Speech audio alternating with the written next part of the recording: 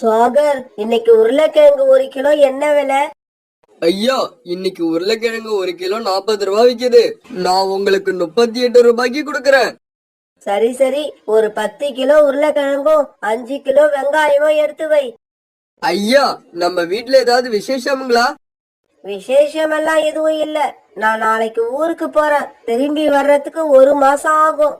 அதனாலதான் வீட்டுல என்னோட மனைவிக்கும் என் குழந்தைங்களுக்கும் தேவையான பொருட்களை வாங்கி வச்சுட்டு போறேன். ஜம்ஜம் இப்படி கேட்டதும் சாகர் பிறகு 10 கிலோ உருளைக்கிழங்கு ஒரு சாக்கு பையில போட்டு கொடுத்துச்சு. அடேங்கப்பா, இந்த சாக்கு பை ரொம்ப பெருசா இருக்கு. இதை என்னால தூக்கிக்கிட்டு போக முடியாது. இங்க பக்கத்துல ஏதாவது ரிச்சா வண்டி இருக்கா? இப்படி கேட்டுக்கிட்ட ஜம்ஜம் பறவை இந்த பக்கமும் அந்த பக்கமும் பார்க்க ஆரம்பிச்சது. அந்த சமயத்துல சோனா ஒரு வண்டியை வச்சுக்கிட்டு ஒரு ஓரமா நின்றுகிட்டு இருந்தது. ஏய் சோனா, இங்க வா. ஜம்ஜம் இப்படி கூப்பிட்டாது சோனா குருவி தன்னோட வண்டியை எடுத்துக்கிட்டு அங்க வந்துச்சு.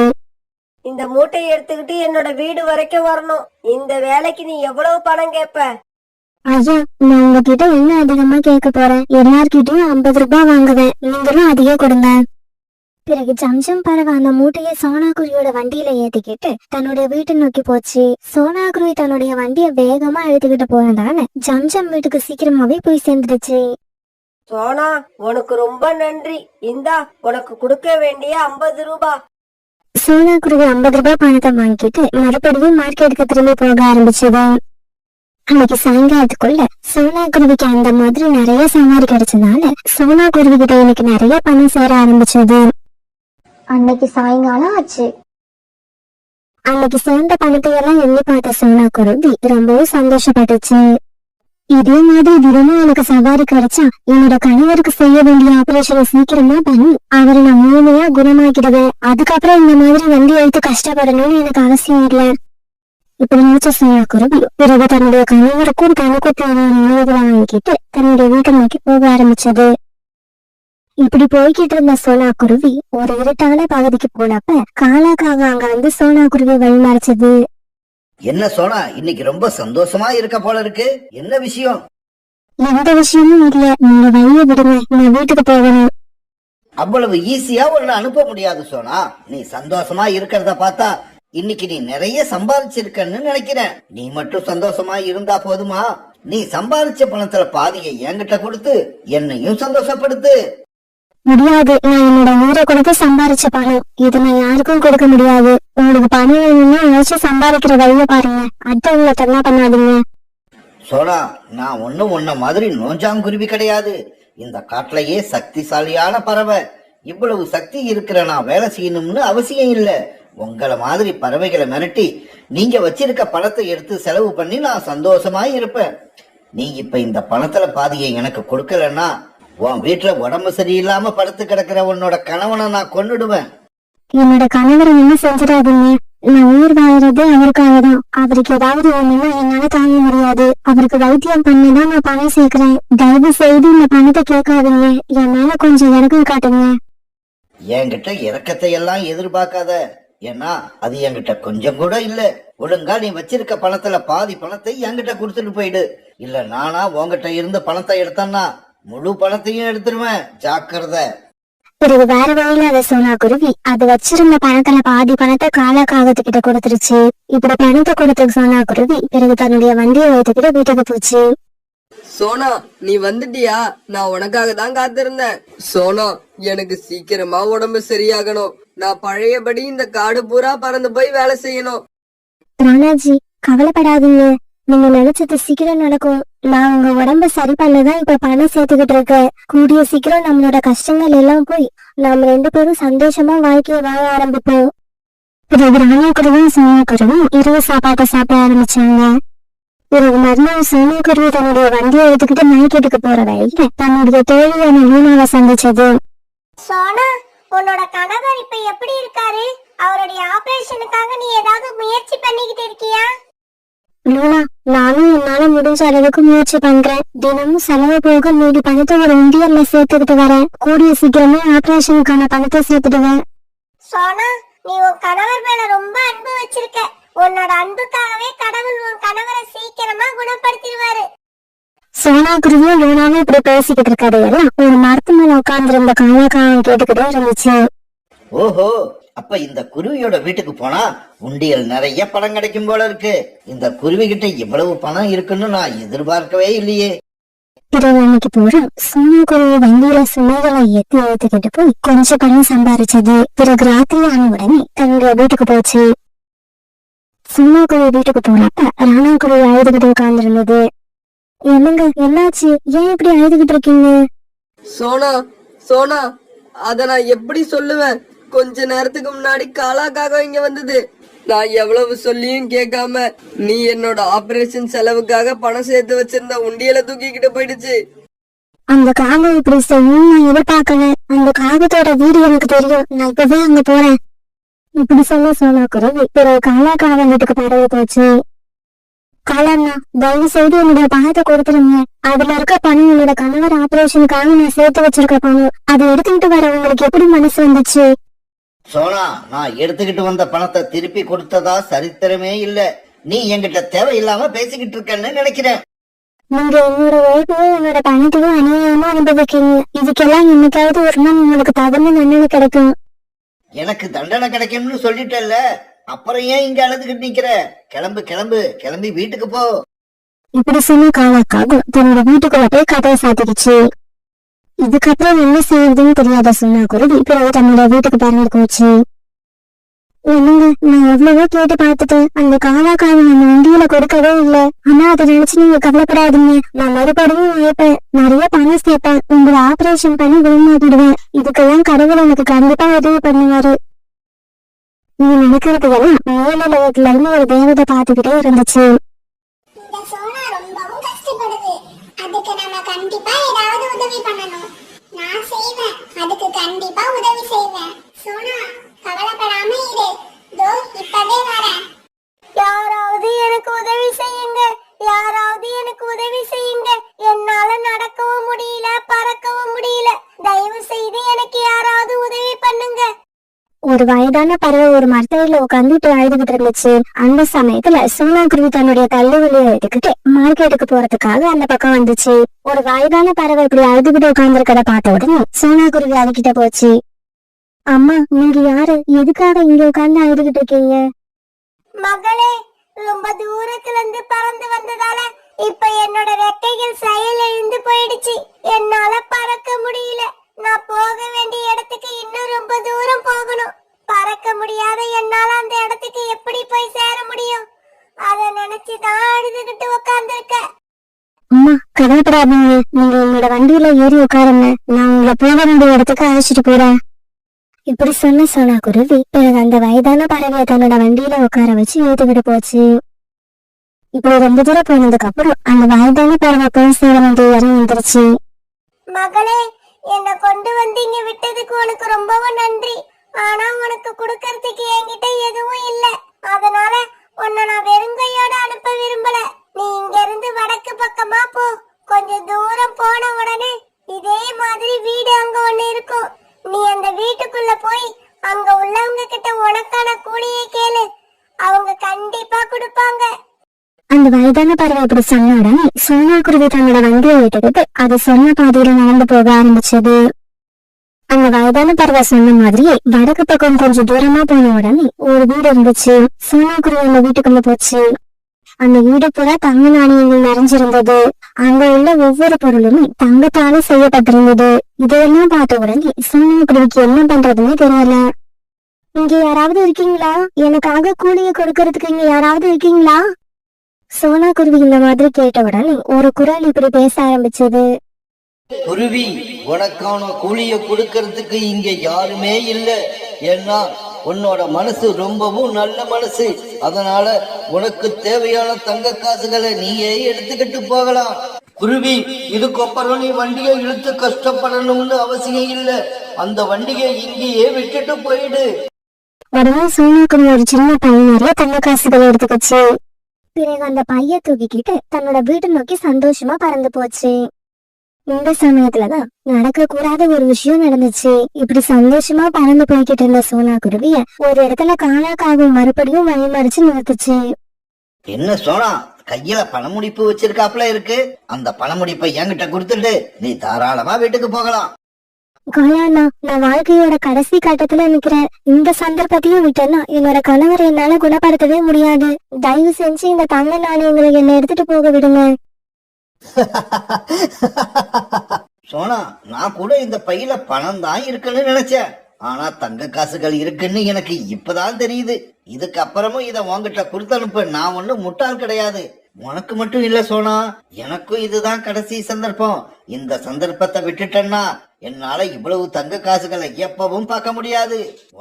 காலாவும் சோனாக்குருவும் இப்படி பேசிக்கிட்டு இருக்காத மேல் உலகத்துல இருந்து தேவதை பாத்துடுச்சு.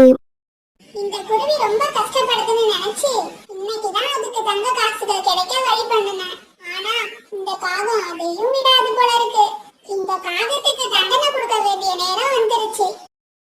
இப்படி பேசின அந்த தேவதை பிறகு அங்கிருந்து சோனாக்குருவி இருந்த காட்டை நோக்கி வர ஆரம்பிச்சது.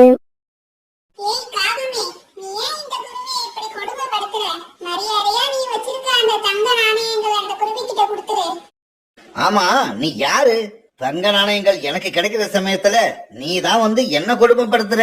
மரியாதையா உன்னோட வேலையை பார்த்துக்கிட்டு போ. இது எனக்கும் இந்த குருவிக்கும் உள்ள பிரச்சனை. இல்ல காகமே, இது உனக்கும் அந்த குருவிக்கும் உள்ள பிரச்சனை இல்ல, நியாயத்துக்கும் அநியாயத்துக்கும் நடக்கிற பிரச்சனை.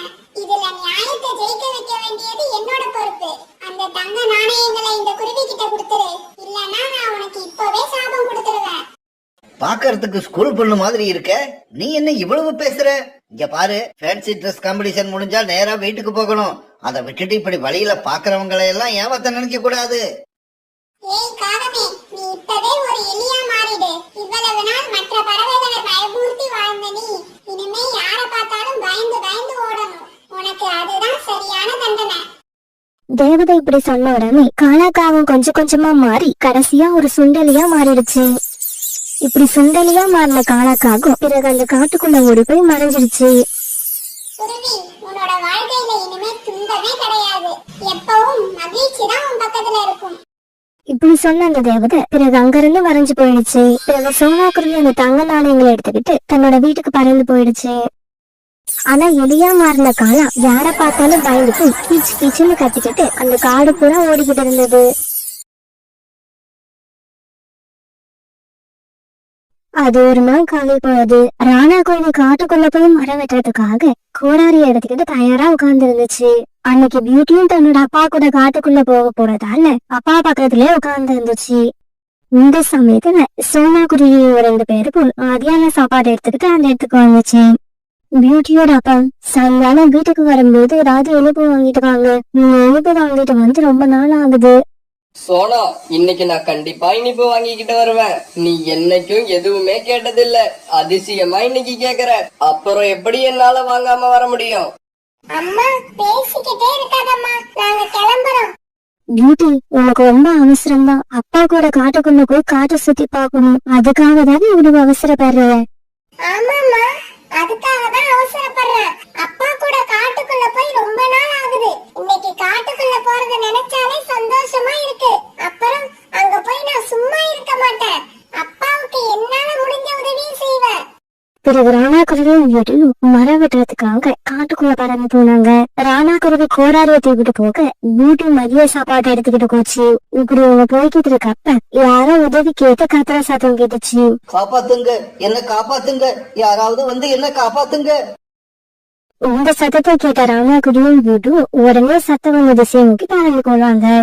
இவங்க அங்க போனப்ப காலுக்காக ஒரு மரக்கிடையில விழுந்து கிடந்துச்சு. காலு, உனக்கு என்னாச்சு? நீ நல்லா தானே இருக்க, உனக்கு ஒன்னும் ஆபத்து இல்லையே? ராணா குருவி கிட்ட கேட்டதும் அந்த காலம் எழுந்திரிச்சு உட்கார்ந்து சிரிக்க ஆரம்பிச்சது. ராணா, ஆபத்து எனக்கு இல்ல, உங்களுக்கு தான். மரியாதையா உன் பொண்ணு வச்சிருக்க அந்த மத்தியான சாப்பாட்டை என்கிட்ட கொடுக்க சொல்லு. அங்கிள், இந்த சாப்பாட்டை உங்ககிட்ட கொடுத்துட்டேன்னா அப்புறம் நானும் எங்க அப்பாவும் மத்தியான நேரத்துல எதை சாப்பிடுவோம்? இங்க பாரு ராணா, இப்படி எல்லாம் என்கிட்ட பேசக்கூடாதுன்னு உன் பொண்ணுகிட்ட சொல்லி வை. எனக்கு அப்புறம் கோபம் வந்து அடிக்க ஆரம்பிச்சுன்னா ரெக்கையெல்லாம் உடைஞ்சு போயிடும், ஜாக்கிரதை. பியூட்டி, நான் சொல்றத கேளு. நீ வச்சிருக்க சாப்பாட்டா அந்த காகத்துக்கிட்ட கொடுத்துரு. என்ன ராணா, குழந்தைக்கு இப்படியா பேச கத்து கொடுக்கறது? காகத்துக்கிட்ட கொடுன்னு சொல்லக்கூடாது, அங்கிள் கிட்ட கொடுன்னு சொல்லணும். குழந்தைகளுக்கு நல்ல பழக்க வழக்கத்தை நாம தான் கத்து கொடுக்கணும். இப்படி சொன்ன காலுக்காகவும் இவங்க பியூட்டி வச்சிருந்த மதிய சாப்பாட்டை எடுத்துக்கிட்டு அங்க இருந்து பறந்து போயிடுச்சு.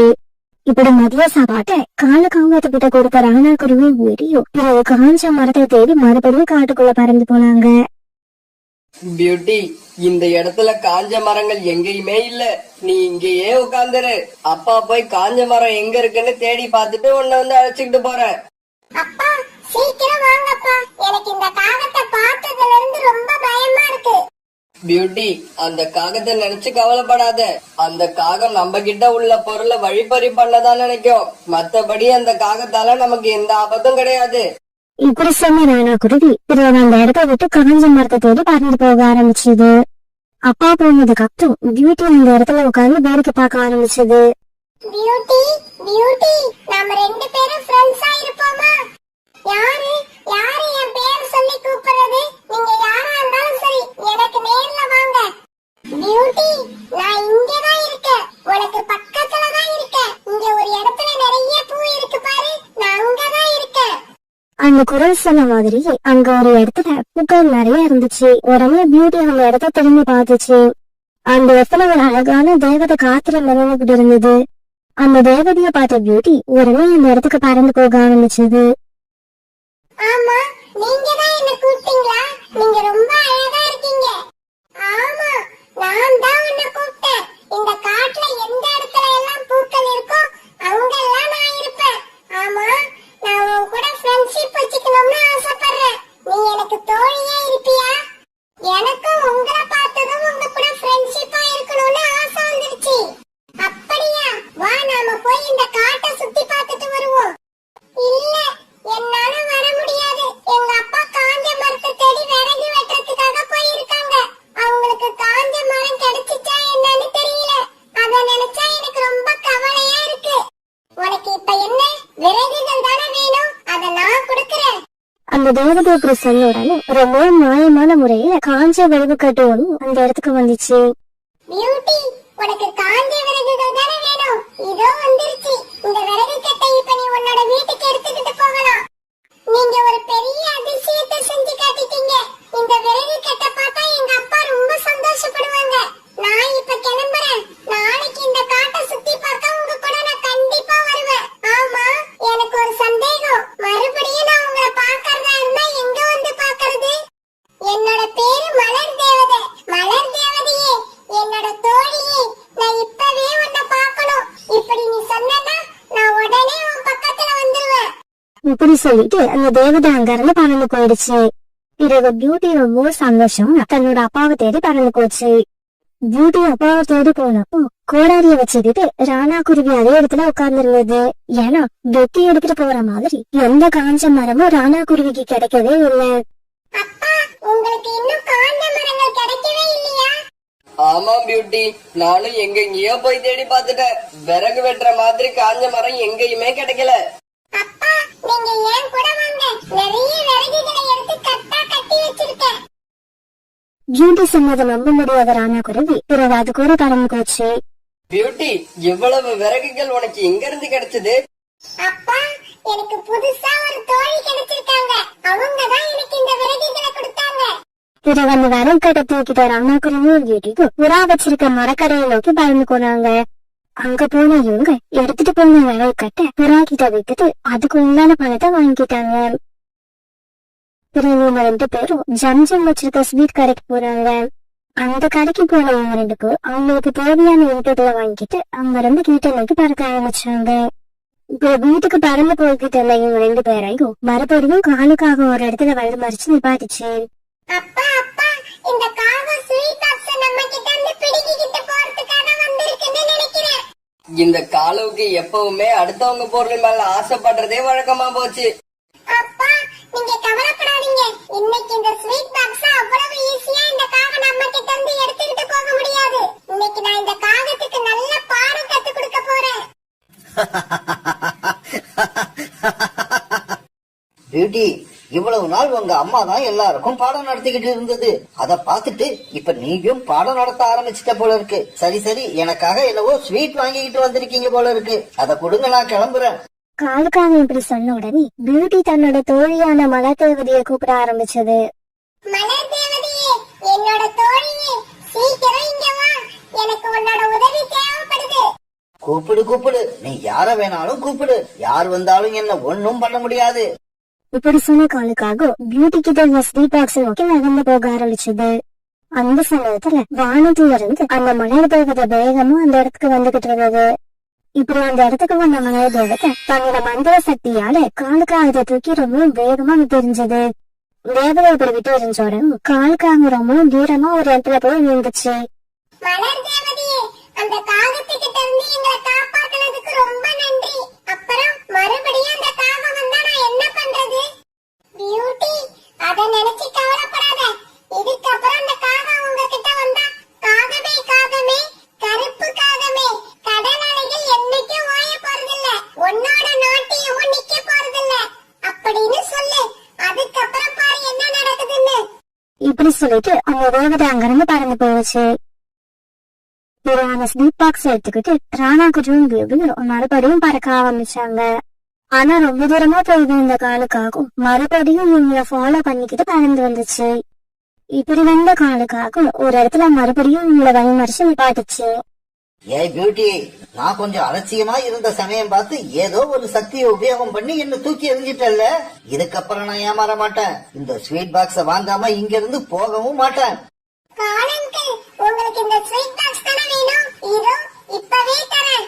இப்படி சொன்ன பியூட்டி பிறகு அந்த மலர் தேவதை சொல்லி கொடுத்த மந்திர வார்த்தைய உச்சரிக்க ஆரம்பிச்சது. காகமே காகமே, கருப்பு காகமே, கடல் அலைகள் என்னைக்கும் ஓய போறதில்ல, உன்னோட நாட்டியமும் நிக்க போறதில்ல. பியூட்டி இப்படி சொன்ன உடனே அங்க நின்றுகிட்டு இருந்த காலுக்காகவும் டான்ஸ் ஆட ஆரம்பிச்சது. எனக்கு என்ன ஆச்சு? நான் ஏன் இப்படி ஆட ஆரம்பிச்சேன்? காலு, நீ ஏன்டா இப்படி ஆடுற? நில்லுடா காலு, நில்லு. ஆனா காலுக்காக தன்னோட ஆட்டத்தை நிறுத்துறதுக்கு எவ்வளவு முயற்சி பண்ணியும் அதால நிறுத்த முடியல. இப்படி டான்ஸ் ஆட ஆரம்பிச்ச காலுக்காகவும் டான்ஸ் ஆடிக்கிட்டே அந்த இடத்த விட்டு நகர்ந்து போயிடுச்சு. பிறகு ராணா குருவியும் பியூட்டிக்கும் உடனே அந்த இடத்த விட்டு பறந்து போயிட்டாங்க. இப்படி டான்ஸ் ஆடிட்டு வீட்டுக்கு போன காலுக்காகத்தை பார்த்துட்டு கோரிக்காக பயந்து போயிடுச்சு. காலுஜி, உங்களுக்கு என்னாச்சு? உங்களுக்கு என்ன பைத்தியமா பிடிச்சிடுச்சு? முதல்ல இந்த ஆட்டத்தை நிறுத்துங்க. இப்ப என்ன நடந்துச்சுன்னு சந்தோஷத்துல இப்படி குதிக்கிறீங்க? கோரி, நான் சொல்றத கேளு. நான் ஆடல, என்னை யாரோ ஆட்டி வைக்கிறாங்க. தயவு செய்து நான் சொல்றத நம்பு. காலுக்காக இப்படி ஆடினதால காலுக்காக உட்கார்ந்து கூட இப்ப உடஞ்சு போயிடுச்சு. இதெல்லாம் பார்த்த கோரிக்காவும் கண்ணீர் விட்டு அழுதுச்சு. காலுஜி, நீங்க என்னதான் நினைச்சுக்கிட்டு இருக்கீங்க? இந்த வீட்டை இடிச்சு தள்ள முடிவு பண்ணிட்டீங்களா? கோரிக்காக என்னதான் சொன்னாலும் காலுக்காகத்தால தன்னோட ஆட்டத்தை மட்டும் நிறுத்தவே முடியல. தொடர்ந்து ஆடிக்கிட்டே இருந்துச்சு. காலுக்காக இப்படி ஆடிக்கிட்டு இருந்ததால அவங்க குடியேற வீடு கொஞ்சம் கொஞ்சமா இடிஞ்சு விழ ஆரம்பிச்சது. சீக்கிரமாவே அந்த வீடு மொத்தமா இடிச்சு கீழே விழுந்துருச்சு. கோரி கோரி, சீக்கிரமா சோனா குருவி வீட்டுக்கு போய் அது பொண்ணு பியூட்டி அழைச்சுக்கிட்டு வா. பியூட்டியால மட்டும்தான் என்னோட டான்ஸ நிறுத்த முடியும். பிறகு சோனா குருவி வீட்டுக்கு போன கோரிக்காக பியூட்டி அழைச்சுக்கிட்டு வந்துச்சு. பிறகு அந்த இடத்துல வந்த பியூட்டி தன்னோட தோழியான மலர் தேவதைய ஆரம்பிச்சது. இப்படி அந்த இடத்துக்கு வந்த மலர் தேவதை பிறகு தன்னுடைய மந்திர சக்தியால காலுக்காகத்தோட ஆட்டத்தை ஒரு வழியா நிறுத்திடுச்சு. இங்க பாரு காகமே, இதுக்கப்புறம் இந்த காட்டுல உள்ள பறவைகள் யாருக்காவது நீ மறுபடியும் தொல்லை கொடுக்க ஆரம்பிச்சுன்னா உன்னை திரும்பவும் இப்படியே ஆட வச்சிருவேன். அதுக்கப்புறம் அதை யாராலையும் நிறுத்த முடியாது. இல்ல இல்ல, இந்த காலுக்காக இதுக்கப்புறம் யாருக்கும் எந்த தொல்லையும் கொடுக்க மாட்டான். இவ்வளவு நேரம் ஆடுனதையே என்னால தாங்க முடியல. இதுக்கப்புறம் எனக்கு இந்த தண்டனை வேண்டவே வேண்டாம். மலர் தேவதையே, இந்த காலங்களுக்கு நல்ல புத்தி கொடுத்த உங்களுக்கு ரொம்ப நன்றி. சரி, நாம 2 பேரும் இந்த காட்டை சுத்தி பார்க்க கிளம்பலாமா? பிறகு மலர் தேவதையும் பியூட்டியும் அந்த காட்டை சுத்தி பார்க்கறதுக்காக அங்க இருந்து பறந்து போனாங்க. நகரத்துல இருந்து தூரமா இருந்த ஒரு காட்டுல சோனா குருவி தன்னோட பொண்ணு பியூட்டி கூட வாழ்ந்து வந்துச்சு. சோனா குருவியோட கணவர் ராணா குருவி வெளிநாட்டுல வேலை பார்த்துக்கிட்டு இருந்தாரு. ராணா குருவி 6 மாசத்துக்கு ஒரு தடவை தான் தன்னோட காட்டுக்கு வரும். இப்படி வர ராணா குருவி ஒரு 10 நாட்கள் தன்னோட குடும்பத்தோட சந்தோஷமா இருந்துட்டு மறுபடியும் வெளிநாடு கிளம்பி போயிடும். சோனா குருவி எப்பவுமே எந்த வேலையும் செய்யாம சும்மா இருக்கிறது பிடிக்காது. சோனா குருவிக்கு தையல் தெரியும். அதனால ஒரு தையல் மிஷின் வாங்கி அந்த காட்டுல இருந்த பறவைகளோட துணிகளை தச்சு கொடுத்துக்கிட்டு இருந்தது. இப்படி இந்த தையல் வேலையில வர வருமானத்தை வச்சு தன்னோட குடும்ப சுமையை பார்த்துக்கிட்ட சோனா குருவி தன்னோட கணவர் அனுப்புற பணத்தை அப்படியே சேமிச்சு வச்சிடும். ஆனா இப்ப கொஞ்ச நாட்களா சோனா குருவிக்கு ஒரு பெரிய பிரச்சனை இருந்தது. அதாவது சோனா குருவிக்கு கண் பார்வை சரியா தெரியாம போயிடுச்சு. அம்மா, நீங்க என்னையும் அப்பாவையும் பத்தி நினைக்கிறீங்களே தவிர உங்களை பத்தி நினைக்கிறது இல்ல. கண் பார்வை தெரியாம நீங்க கஷ்டப்படுறதை என்னால பார்க்க முடியல. பியூட்டி, ஆரம்பத்துல சின்ன சின்ன பொருட்கள் தான் எனக்கு தெரியாம இருந்துச்சு. இப்ப எதிரில உள்ளவங்களோட உருவமே தெரியல. அவங்களோட குரலை வச்சுதான் அவங்க யாருன்னு கண்டுபிடிக்கிறேன். இதை உடனே சரி பண்ணி ஆகணும். அம்மா, நாம சேர்த்து வச்சிருக்கிற பணத்துல கொஞ்சம் எடுத்துக்கிட்டு வாங்க. நாம போய் உங்களுக்கு ஒரு கண்ணாடி வாங்கிட்டு வருவோம். பியூட்டி, நானும் இதுதான் நினைச்சுக்கிட்டு இருந்தேன். கோரி அக்கா போன மாசம் ஒரு கண்ணாடி வாங்கினாங்கன்னு கேள்விப்பட்டேன். அவங்க கிட்ட போய் அந்த கண்ணாடியை எங்க இருந்து வாங்கினாங்கன்னு கேட்டுட்டு வா. நாமளும் அங்கேயே போய் ஒரு கண்ணாடி வாங்கிட்டு வருவோம். இதோ இப்பவே போய் கோரி ஆண்டி கிட்ட விசாரிச்சுட்டு வரமா. பியூட்டி, போறப்ப இந்த பானையை எடுத்துட்டு போ. திரும்பி வரப்ப இது நிறைய தண்ணீர் எடுத்துட்டு வந்துரு. சோனா குருவி இப்படி சொன்ன உடனே பியூட்டி அந்த காலி பானையை தூக்கிட்டு கோரிக்காரன் வீட்டை நோக்கி பறந்து போச்சு. கோரி ஆண்டி, அம்மாவுக்கு இப்ப சரியா கண் பார்வை தெரியல. அதனால அம்மாவுக்கு இப்ப கண்ணாடி போடணும். நீங்க கூட போன மாசம் கண்ணாடி வாங்குனீங்கன்னு அம்மா சொன்னாங்க. அத எங்க வாங்குனீங்கன்னு சொன்னா எங்க அம்மாவும் அங்கேயே போய் கண்ணாடி வாங்கிப்பாங்க. பியூட்டி, பக்கத்து கட்டுல ஒரு மைனா பறவை இருக்கு. அதுகிட்டதான் கண்ணாடி வாங்கிட்டு வந்தேன். உங்க அம்மாவையும் அங்கேயே போய் வாங்கிக்க சொல்லு. பியூட்டி, கண்ணாடி வாங்கணும்னா நிறைய செலவாகும். உங்க அம்மா அந்த அளவு பணம் வச்சிருப்பாங்களா? எங்க அப்பா மாசம் மாசம் அனுப்புற பணத்தை எல்லாம் எங்க அம்மா பத்திரமா சேர்த்து வச்சிருக்காங்க. அதனால எவ்வளவு செலவானாலும் சரி, எங்க அம்மாவுக்கு கண்ணாடி வாங்கி ஆகணும். பியூட்டி, உங்க அம்மாவோட கண்ணுல சின்னதா பிரச்சனை இருந்தா அதுக்கெல்லாம் கண்ணாடி போடணும்னு அவசியம் கிடையாது. அங்கிள், எங்க அம்மாவுக்கு ஆரம்பத்துல நீங்க சொன்ன மாதிரி கண்ணுல சின்னதான பிரச்சனை இருந்தது. ஆனா இப்ப அப்படி இல்ல, ரொம்ப அதிகமாயிடுச்சு. எதிரில யாரு நிக்கிறாங்கன்னே எங்க அம்மாவுக்கு இப்பெல்லாம் தெரியறது இல்ல. அவங்களோட குரலை வச்சுதான் அவங்க யாருன்னு கண்டுபிடிக்கிறாங்க.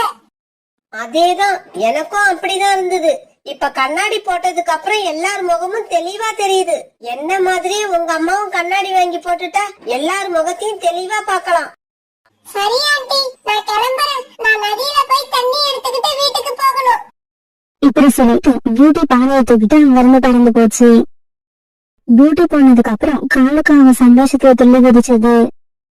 காலேஜி, என்ன இவ்வளவு சந்தோஷம் உங்களுக்கு? என்னாச்சு? கோரி, சோனா வீட்டுல நிறைய பணம் இருக்கிற விஷயம் நமக்கு தெரிஞ்சு போயிடுச்சு. அது மட்டும் இல்ல, சோனா குருவிக்கு இப்ப எதிரில நிக்கிறவங்களோட முகமும் தெரியல. குரலை வச்சுதான் அடையாளம் கண்டுபிடிக்குது. இந்த விஷயத்தை கேட்டதுக்கு அப்புறம் என்னால சந்தோஷப்படாம எப்படி இருக்க முடியும்?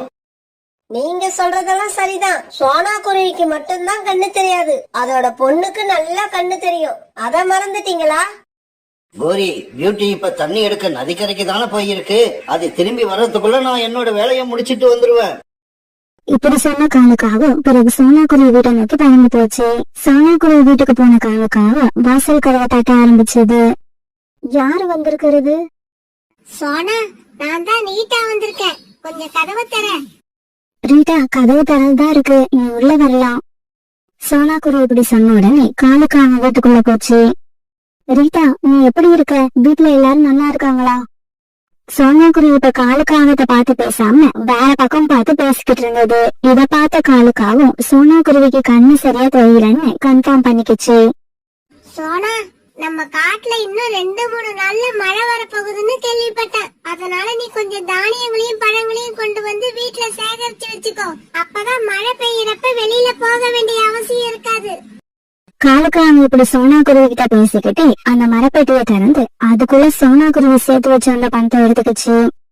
ரீட்டா, நீ கவலைப்படாத. நான் ஏற்கனவே கொஞ்சம் தானியங்களை கொண்டு வந்து சேகரிச்சு வச்சிருக்கேன். நாளைக்கே மழை ஆரம்பிச்சா கூட ஒரு 10 நாள் நான் வெளியில போகாம வீட்டுக்குள்ளேயே இருக்கலாம். அந்த அளவு என்கிட்ட தானியங்கள் இருக்கு. இருந்தாலும் நீங்க என் மேல வச்சிருக்கிற அக்கறைக்கு ரொம்பவும் நன்றி. சரி சோனா, நான் கிளம்புறேன். உன்கிட்ட சொன்ன இந்த விஷயத்த நான் மத்த பறவைகள் கிட்டயும் போய் சொல்லணும். இப்படி சொன்ன காலுக்காக சோனா குருவி சேர்த்து வச்சிருந்த பணத்தை எடுத்துக்கிட்டு அங்கிருந்து பறந்து போயிடுச்சு. காலேஜி, இந்த பை பூரா பணமா இருக்கு. இவ்வளவு பணத்தை நான் இதுக்கு முன்னாடி பார்த்ததே இல்ல. கோரி, இன்னைக்கு ராத்திரி இருட்டின உடனே நாம இந்த காட்டை விட்டு பக்கத்து காட்டுக்கு போயிடுவோம். அங்க போய் ஒரு ஸ்டார் ஹோட்டல்ல ரூம் போட்டு வாழ்க்கையை என்ஜாய் பண்றோம். இந்த சமயத்துல நதிக்கரைக்கு போய் பானையில தண்ணீர் எடுத்துக்கிட்ட பியூட்டி வீட்டுக்கு தூங்கி வந்துருச்சு. அம்மா, பக்கத்து காட்டுல இருக்கிற மைனா ஆண்டி கிட்ட தான் கோரி ஆண்டி கண்ணாடி வாங்குனாங்களாம். வாங்க, நாமளும் அங்க போய் சீக்கிரமா கண்ணாடி வாங்கிக்கிட்டு வருவோம். சரி பியூட்டி, அப்படியே செய்வோம். நீ அந்த மரப்பட்டியில உள்ள பையில இருந்து கொஞ்சம் பணத்தை எடு. அம்மா இப்படி சொன்ன உடனே பியூட்டி அந்த மரப்பெட்டியை திறந்து பார்த்துச்சு. அம்மா, இந்த மரப்பெட்டிக்குள்ள எதுவுமே இல்ல, காலியா இருக்கு. பியூட்டி இப்படி சொன்னதை கேட்ட சோனா குருவி அதிர்ச்சி ஆயிடுச்சு. பியூட்டி, நல்லா பாரு, நான் பணம் இருந்த பையன் அந்த பெட்டிக்குள்ள தான் வச்சிருந்தேன். அம்மா, பெட்டியெல்லாம் நல்லா பாத்துட்டேன், பெட்டி காலியா இருக்கு, அதுக்குள்ள எதுவுமே இல்ல. அம்மா, நான் வீட்டை விட்டு வெளியில போனதுக்கு அப்புறம் யாராவது நம்ம வீட்டுக்கு வந்தாங்களா? நீ போனதுக்கு அப்புறம் நம்ம வீட்டுக்கு ரீட்டா மட்டும்தான் வந்தது, வேற யாரும் வரல. அப்படின்னா அந்த ரீட்டா தான் இந்த பணத்தை எடுத்திருக்கணும். ஆனா இந்த மாதிரி திருட்டு பழக்கம் ரீட்டாவுக்கு கிடையாது. இப்ப எனக்கு யார சந்தேகப்படுறதுன்னு தெரியல. அம்மா, நீங்க வீட்லயே இருங்க, நான் போய் ரீட்டா ஆண்டி கிட்ட எதுக்கு ஒரு வார்த்தை கேட்டுட்டு வந்துடுறேன். இப்படி சொன்ன பியூட்டி பிறகு ரீட்டா வீட்டை நோக்கி பறந்து போச்சு. ரீட்டா ஆண்டி, எங்க வீட்ல இருந்து எடுத்துக்கிட்டு வந்த பணத்தை உடனே திருப்பி கொடுங்க, நான் எங்க அம்மாவுக்கு கண்ணாடி வாங்கணும். பியூட்டி, நீ என்ன பேசுற? நான் உங்க வீட்ல இருந்து பணத்தை எடுத்துக்கிட்டு வந்தனா? இங்க பாரு பியூட்டி, நான் உங்க வீட்டு பக்கமே வரல, அப்புறம் எப்படி என்னால பணத்தை எடுத்துக்கிட்டு வர முடியும்? எங்க அம்மாவுக்கு கொஞ்ச நாளா பார்வையில கொஞ்சம் குறைபாடு இருக்கு. இருந்தாலும் எங்க அம்மா குரலை வச்சு கரெக்டா அடையாளம் கண்டுபிடிச்சிருவாங்க. அந்த குரலை வச்சுதான் எங்க அம்மா நீங்க தான் வீட்டுக்கு வந்தீங்கன்னு சொன்னாங்க. பியூட்டி, நான் சொல்றத நம்பு, நான் காலையில இருந்து வீட்டை விட்டு எங்கேயுமே கிளம்பல. இதை கேட்ட உடனே பியூட்டி அழ ஆரம்பிச்சிருச்சு. ரீட்டாண்டி, நீங்க எல்லா பணத்தையும் வச்சுக்கோங்க, எங்க அம்மாவுக்கு கண்ணாடி வாங்கறதுக்கு மட்டுமாவது பணத்தை கொடுங்க. பியூட்டி, கொஞ்ச நேரம் அழாம இரு, நான் சொல்றத புரிஞ்சுக்கோ. நான் உங்க வீட்டுக்கு வரவும் இல்ல, எந்த பணத்தையும் எடுக்கவும் இல்ல. நீ வீட்டுக்கு போ, நான் சாகர் புறாவை போய் பார்த்து இந்த பணத்தை யார் திருடிக்கிட்டு போனதுன்னு கண்டுபிடிக்கிறேன். ரீட்டா கிளி இப்படி சொன்னதும் பியூட்டி தன்னுடைய வீட்டுக்கு பறந்து போச்சு. பிறகு ரீட்டா கிளி சாகர் புறாவோட வீட்டுக்கு போச்சு. என்னது, உன்னோட குரல்ல பேசி சோனா குருவி வீட்டுல இருந்த பணத்தை திருடிக்கிட்டு போயிட்டாங்களா? அது யாரா இருக்கும்? ரீட்டா, எனக்கு தெரிஞ்சு இப்படி டிஃபரெண்டா திருட்டு நடக்குதுன்னா அது கண்டிப்பா காலுக்காகத்தோட வேலையா தான் இருக்கும். சரி வா, நாம அவங்க வீட்டுக்கு போய் அங்க என்ன நடக்குதுன்னு பாத்துட்டு வருவோம். இப்படி பேசிக்கிட்ட ரீட்டா கிளியும் புறாவும் காங்களோட வீட்டுக்கு போறதுக்காக வீட்டை விட்டு வெளியில வந்தாங்க. அப்ப அந்த வழியா பறந்து போன ஒரு போலீஸ் இவங்க வீட்டுக்கு வந்தாரு. என்னங்க, இந்த காட்டுல காலுன்னு ஒரு காகம் வாழ்ந்து வருதே, அது வீடு எங்க இருக்குன்னு உங்களுக்கு தெரியுமா? ஆமா, என்ன விஷயமா நீங்க அந்த காகத்தை பார்க்கணும்? அந்த காகம் என்னோட தூரத்து சொந்தம். அது இந்த காட்டுல வாழ்ந்து வர்றது எனக்கு இப்பதான் தெரிஞ்சிச்சு. அதனாலதான் அத பாத்துட்டு போகலாம்னு வந்தேன். சரி, நீங்களும் இங்க கூட வாங்க, நாங்களும் அந்த காகத்தோட வீட்டுக்கு தான் போறோம். பிறகு சாகர் புறா, ரீட்டா கிளி, அந்த போலீஸ் இவங்க 3 பேரும் காலுக்காக வீட்டை நோக்கி பறந்து போனாங்க. அழுச்சி, நீங்க சோனா குருவி வீட்டுல இருந்து பணத்தை எடுத்துக்கிட்டு வந்ததை வேற யாராவது பார்த்தாங்களா? எனக்கு என்னவோ நம்ம மாட்டிப்போமோன்னு பயமா இருக்கு. கோரி, நான் ஒன்னும் சாதாரணமா சோனா குருவி வீட்டுல இருந்து இந்த பணத்தை திருடிட்டு வரல. ரீட்டா கிளியோட குரல்ல பேசிதான் பணத்தை எடுத்துக்கிட்டு வந்திருக்கேன். அதனால நம்ம மேல யாருக்குமே சந்தேகம் வராது. இவங்க எல்லாரும் காலுக்காக வீட்டுக்கு போனதும் சாகர் புறா வாசல் கதவை தட்ட ஆரம்பிச்சது. வாசக்கதவை தட்டுற சத்தத்தை கேட்டதும் கோரிக்காகவும் கதவை திறந்துகிட்டு வெளியே வந்துச்சு. இப்படி வந்த கோரிக்காகவும் போலீஸ் கூட ரீட்டா கிளியும் சாகர் புறாவும் வந்திருக்கிறத பார்த்துட்டு பயந்து போயிடுச்சு. காலுஜி, நான் அப்பவே சொன்னேன் கேட்டீங்களா? சோனா குருவி வீட்டுல இருந்து பணத்தை திருடிக்கிட்டு வந்தது நீங்க தான் போலீஸுக்கு தெரிஞ்சு போச்சு. நம்மள பிடிக்க போலீஸ் வந்திருக்கு. கோரி, நீங்க தான் பணத்தை திருடி இருப்பீங்கன்ற சந்தேகத்துலதான் நாங்க இங்க வந்தோம். நல்ல வேலை, எங்களை ரொம்ப கஷ்டப்படுத்தாம நீயே உண்மையை ஒத்துக்கிட்ட. பிறகு அந்த போலீஸ் காலுக்காகத்துக்கு கையில வழங்க மாட்டி கைது பண்ணிடுச்சு. டேய் காலு, நான் உனக்கு சித்தப்பா முறை வேணும். உன்னை பார்த்து ரொம்ப நாள் ஆகுதுன்னு பாசமா உன்னை பார்க்க வந்தேன். ஆனா நீ இப்படி ஒரு திருடனா இருப்பன்னு நான் நினைக்கவே இல்லை. உன்னை ஸ்டேஷனுக்கு அழைச்சுக்கிட்டு போய் அடிக்கிற அடியில இதுக்கப்புறம் நீ திருட்டுங்கிற வார்த்தையை நினைச்சு கூட பார்க்க கூடாது. இப்படி சொன்ன காலுக்காகத்தோட சித்தப்பா பிறகு காலுக்காகத்தை கூப்பிட்டுக்கிட்டு அங்க இருந்து பறந்து போனாரு. பிறகு சோனா குருவி கிட்ட இருந்து காலுக்காக திருட்டு வந்த பையன் வாங்கின சாகர் புறாவும் ரீட்டா கிளியும் அதை எடுத்துக்கிட்டு சோனா குருவி கிட்ட நோக்கி பறந்து போனாங்க. தங்களோட பணம் திரும்பி வந்து சேர்ந்ததால சோனா குருவியும் பியூட்டியும் ரொம்ப சந்தோஷப்பட்டாங்க. பிறகு பக்கத்து காட்டுக்கு போய் கண்ணாடி வாங்கறதுக்காக சோனா குருவி, பியூட்டி, சாகர் புறா, ரீட்டா கிளி இவங்க எல்லாருமே ஒன்னா பறந்து போனாங்க.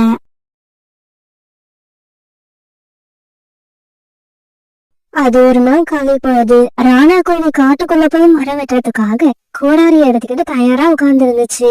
அன்னைக்கு பியூட்டியும் தன்னோட அப்பா கூட காட்டுக்குள்ள போக போறதால அப்பா பக்கத்திலே உட்கார்ந்து இருந்துச்சு. இந்த சமயத்துல சோனா குருவியும் 2 பேருக்கும் மதியான சாப்பாடு எடுத்துக்கிட்டு அந்த இடத்துக்கு வந்துச்சு. பியூட்டியோட அப்பா சாயங்காலம் வீட்டுக்கு வரும்போது ஏதாவது இனிப்பு வாங்கிட்டு வாங்க, நீங்க இனிப்பு வாங்கிட்டு வந்து ரொம்ப நாள் ஆகுது. சோனா, இன்னைக்கு நான் கண்டிப்பா இனிப்பு வாங்கிக்கிட்டு வருவேன். நீ என்னைக்கும் எதுவுமே கேட்டதில்ல, அதிசயமா இன்னைக்கு கேக்குற. அப்புறம் எப்படி என்னால வாங்காம வர முடியும்? அம்மா பேசிக்கிட்டே இருக்காதம்மா, நாங்க கிளம்புறோம். பியூட்டி, உனக்கு ரொம்ப அவசரம் தான். அப்பா கூட காட்டுக்குள்ள போய் காட்டை சுத்தி பாக்கணும். அதுக்காக தானே இவ்வளவு அவசரப்படுற? ஆமாம்மா, அதுக்காக தான் அவசரப்படுறேன். அப்பா கூட காட்டுக்குள்ள போய் ரொம்ப நாள் ஆகுது. இன்னைக்கு காட்டுக்குள்ள போறத நினைச்சாலே சந்தோஷமா இருக்கு. அப்புறம் அங்க போய் நான் சும்மா இருக்க மாட்டேன். அப்பாவுக்கு என்னால முடிஞ்ச உதவியும் செய்வேன். பிறகு ராணாக்குருவியும் பியூட்டியும் மரம் வெட்டுறதுக்காக காட்டுக்குள்ள பறந்து போனாங்க. ராணாக்குருவி கோடாரிய தூக்கிட்டு போக பியூட்டி மதிய சாப்பாடு எடுத்துக்கிட்டு போச்சு. இப்படி அவங்க போய்கிட்டு இருக்கப்ப யாரோ உதவி கேட்டு கத்துற சத்தம் கேட்டுச்சு. காப்பாத்துங்க, என்ன காப்பாத்துங்க, யாராவது வந்து என்ன காப்பாத்துங்க. இந்த சத்தத்தை கேட்ட ராணாக்குருவியும் பியூட்டியும் உடனே சத்தம் வந்த திசையை நோக்கி பறந்து போனாங்க. இவங்க அங்க போனப்ப காலுக்காக ஒரு மரக்கிடையில விழுந்து கிடந்துச்சு. காலு, உனக்கு என்னாச்சு? நீ நல்லா தானே இருக்க, உனக்கு ஒன்னும் ஆபத்து இல்லையே? ராணாக்குருவி கூட கேட்டதும் அந்த காலம் எழுந்திரிச்சு உட்கார்ந்து சிரிக்க ஆரம்பிச்சது. ராணா, ஆபத்து எனக்கு இல்ல, உங்களுக்கு தான். மரியாதையா உன் பொண்ணு வச்சிருக்க அந்த மத்தியான சாப்பாட்டை என்கிட்ட கொடுக்க சொல்லு. அங்கிள், இந்த சாப்பாட்டை உங்ககிட்ட கொடுத்துட்டேன்னா அப்புறம் நானும் எங்க அப்பாவும் மத்தியான நேரத்துல எதை சாப்பிடுவோம்? இங்க பாரு ராணா, இப்படி எல்லாம் என்கிட்ட பேசக்கூடாதுன்னு உன் பொண்ணு கிட்ட சொல்லி வை. எனக்கு அப்புறம் கோபம் வந்து அடிக்க ஆரம்பிச்சுன்னா ரெக்கையெல்லாம் உடைஞ்சு போயிடும், ஜாக்கிரதை. பியூட்டி, நான் சொல்றத கேளு. நீ வச்சிருக்க சாப்பாட்டா அந்த காகத்துக்கிட்ட கொடுத்துரு. என்ன ராணா, குழந்தைக்கு இப்படியா பேச கத்து கொடுக்கறது? காகத்துக்கிட்ட கொடுன்னு சொல்லக்கூடாது, அங்கிள் கிட்ட கொடுன்னு சொல்லணும். குழந்தைகளுக்கு நல்ல பழக்க வழக்கத்தை நாம தான் கத்து கொடுக்கணும். இப்படி சொன்ன காலுக்காகவும் இவங்க பியூட்டி வச்சிருந்த மதிய சாப்பாட்டை எடுத்துக்கிட்டு அங்க இருந்து பறந்து போயிடுச்சு. இப்படி மதிய சாப்பாட்டை காலுக்காகத்துக்கிட்ட கொடுத்த ராணாக்குருவியும் பியூட்டியும் பிறகு காஞ்ச மரத்தை தேடி மறுபடியும் காட்டுக்குள்ள பறந்து போனாங்க. பியூட்டி, இந்த இடத்துல காஞ்ச மரங்கள் எங்கேயுமே இல்ல. நீ இங்கேயே உட்கார்ந்துரு. அப்பா போய் காஞ்ச மரம் எங்க இருக்குன்னு தேடி பார்த்துட்டு உன்னை வந்து அழைச்சுக்கிட்டு போறேன். அப்பா சீக்கிரம் வாங்கப்பா, எனக்கு இந்த காகத்தை பார்த்ததுல இருந்து ரொம்ப பயமா இருக்கு. பியூட்டி, அந்த காகத்தை நினைச்சு கவலைப்படாத. அந்த காகம் நம்ம கிட்ட உள்ள பொருளை வழிப்பறி பண்ணதான் நினைக்கும். மத்தபடி அந்த காகத்தால நமக்கு எந்த ஆபத்தும் கிடையாது. இப்படி சொன்ன ராணாக்குருவி பிறகு அந்த இடத்த விட்டு காஞ்ச மரத்தை தேடி பறந்து போக ஆரம்பிச்சது. அப்பா போனதுக்கு அப்புறம் பியூட்டி அந்த இடத்துல உட்கார்ந்து வேடிக்கை பார்க்க ஆரம்பிச்சது. பியூட்டி, பியூட்டி, நாம 2 பேரும் ஃப்ரெண்ட்ஸா இருப்போமா? யாரு யாரு என் பேர் சொல்லி கூப்பிடுறது? நீங்க யாரா இருந்தாலும் சரி, எனக்கு நேர்ல வாங்க. பியூட்டி, நான் இங்கதான் இருக்கேன், உனக்கு பக்கத்துல தான் இருக்கேன். இங்க ஒரு இடத்துல நிறைய பூ இருக்கு பாரு, நான் அங்கதான் இருக்கேன்.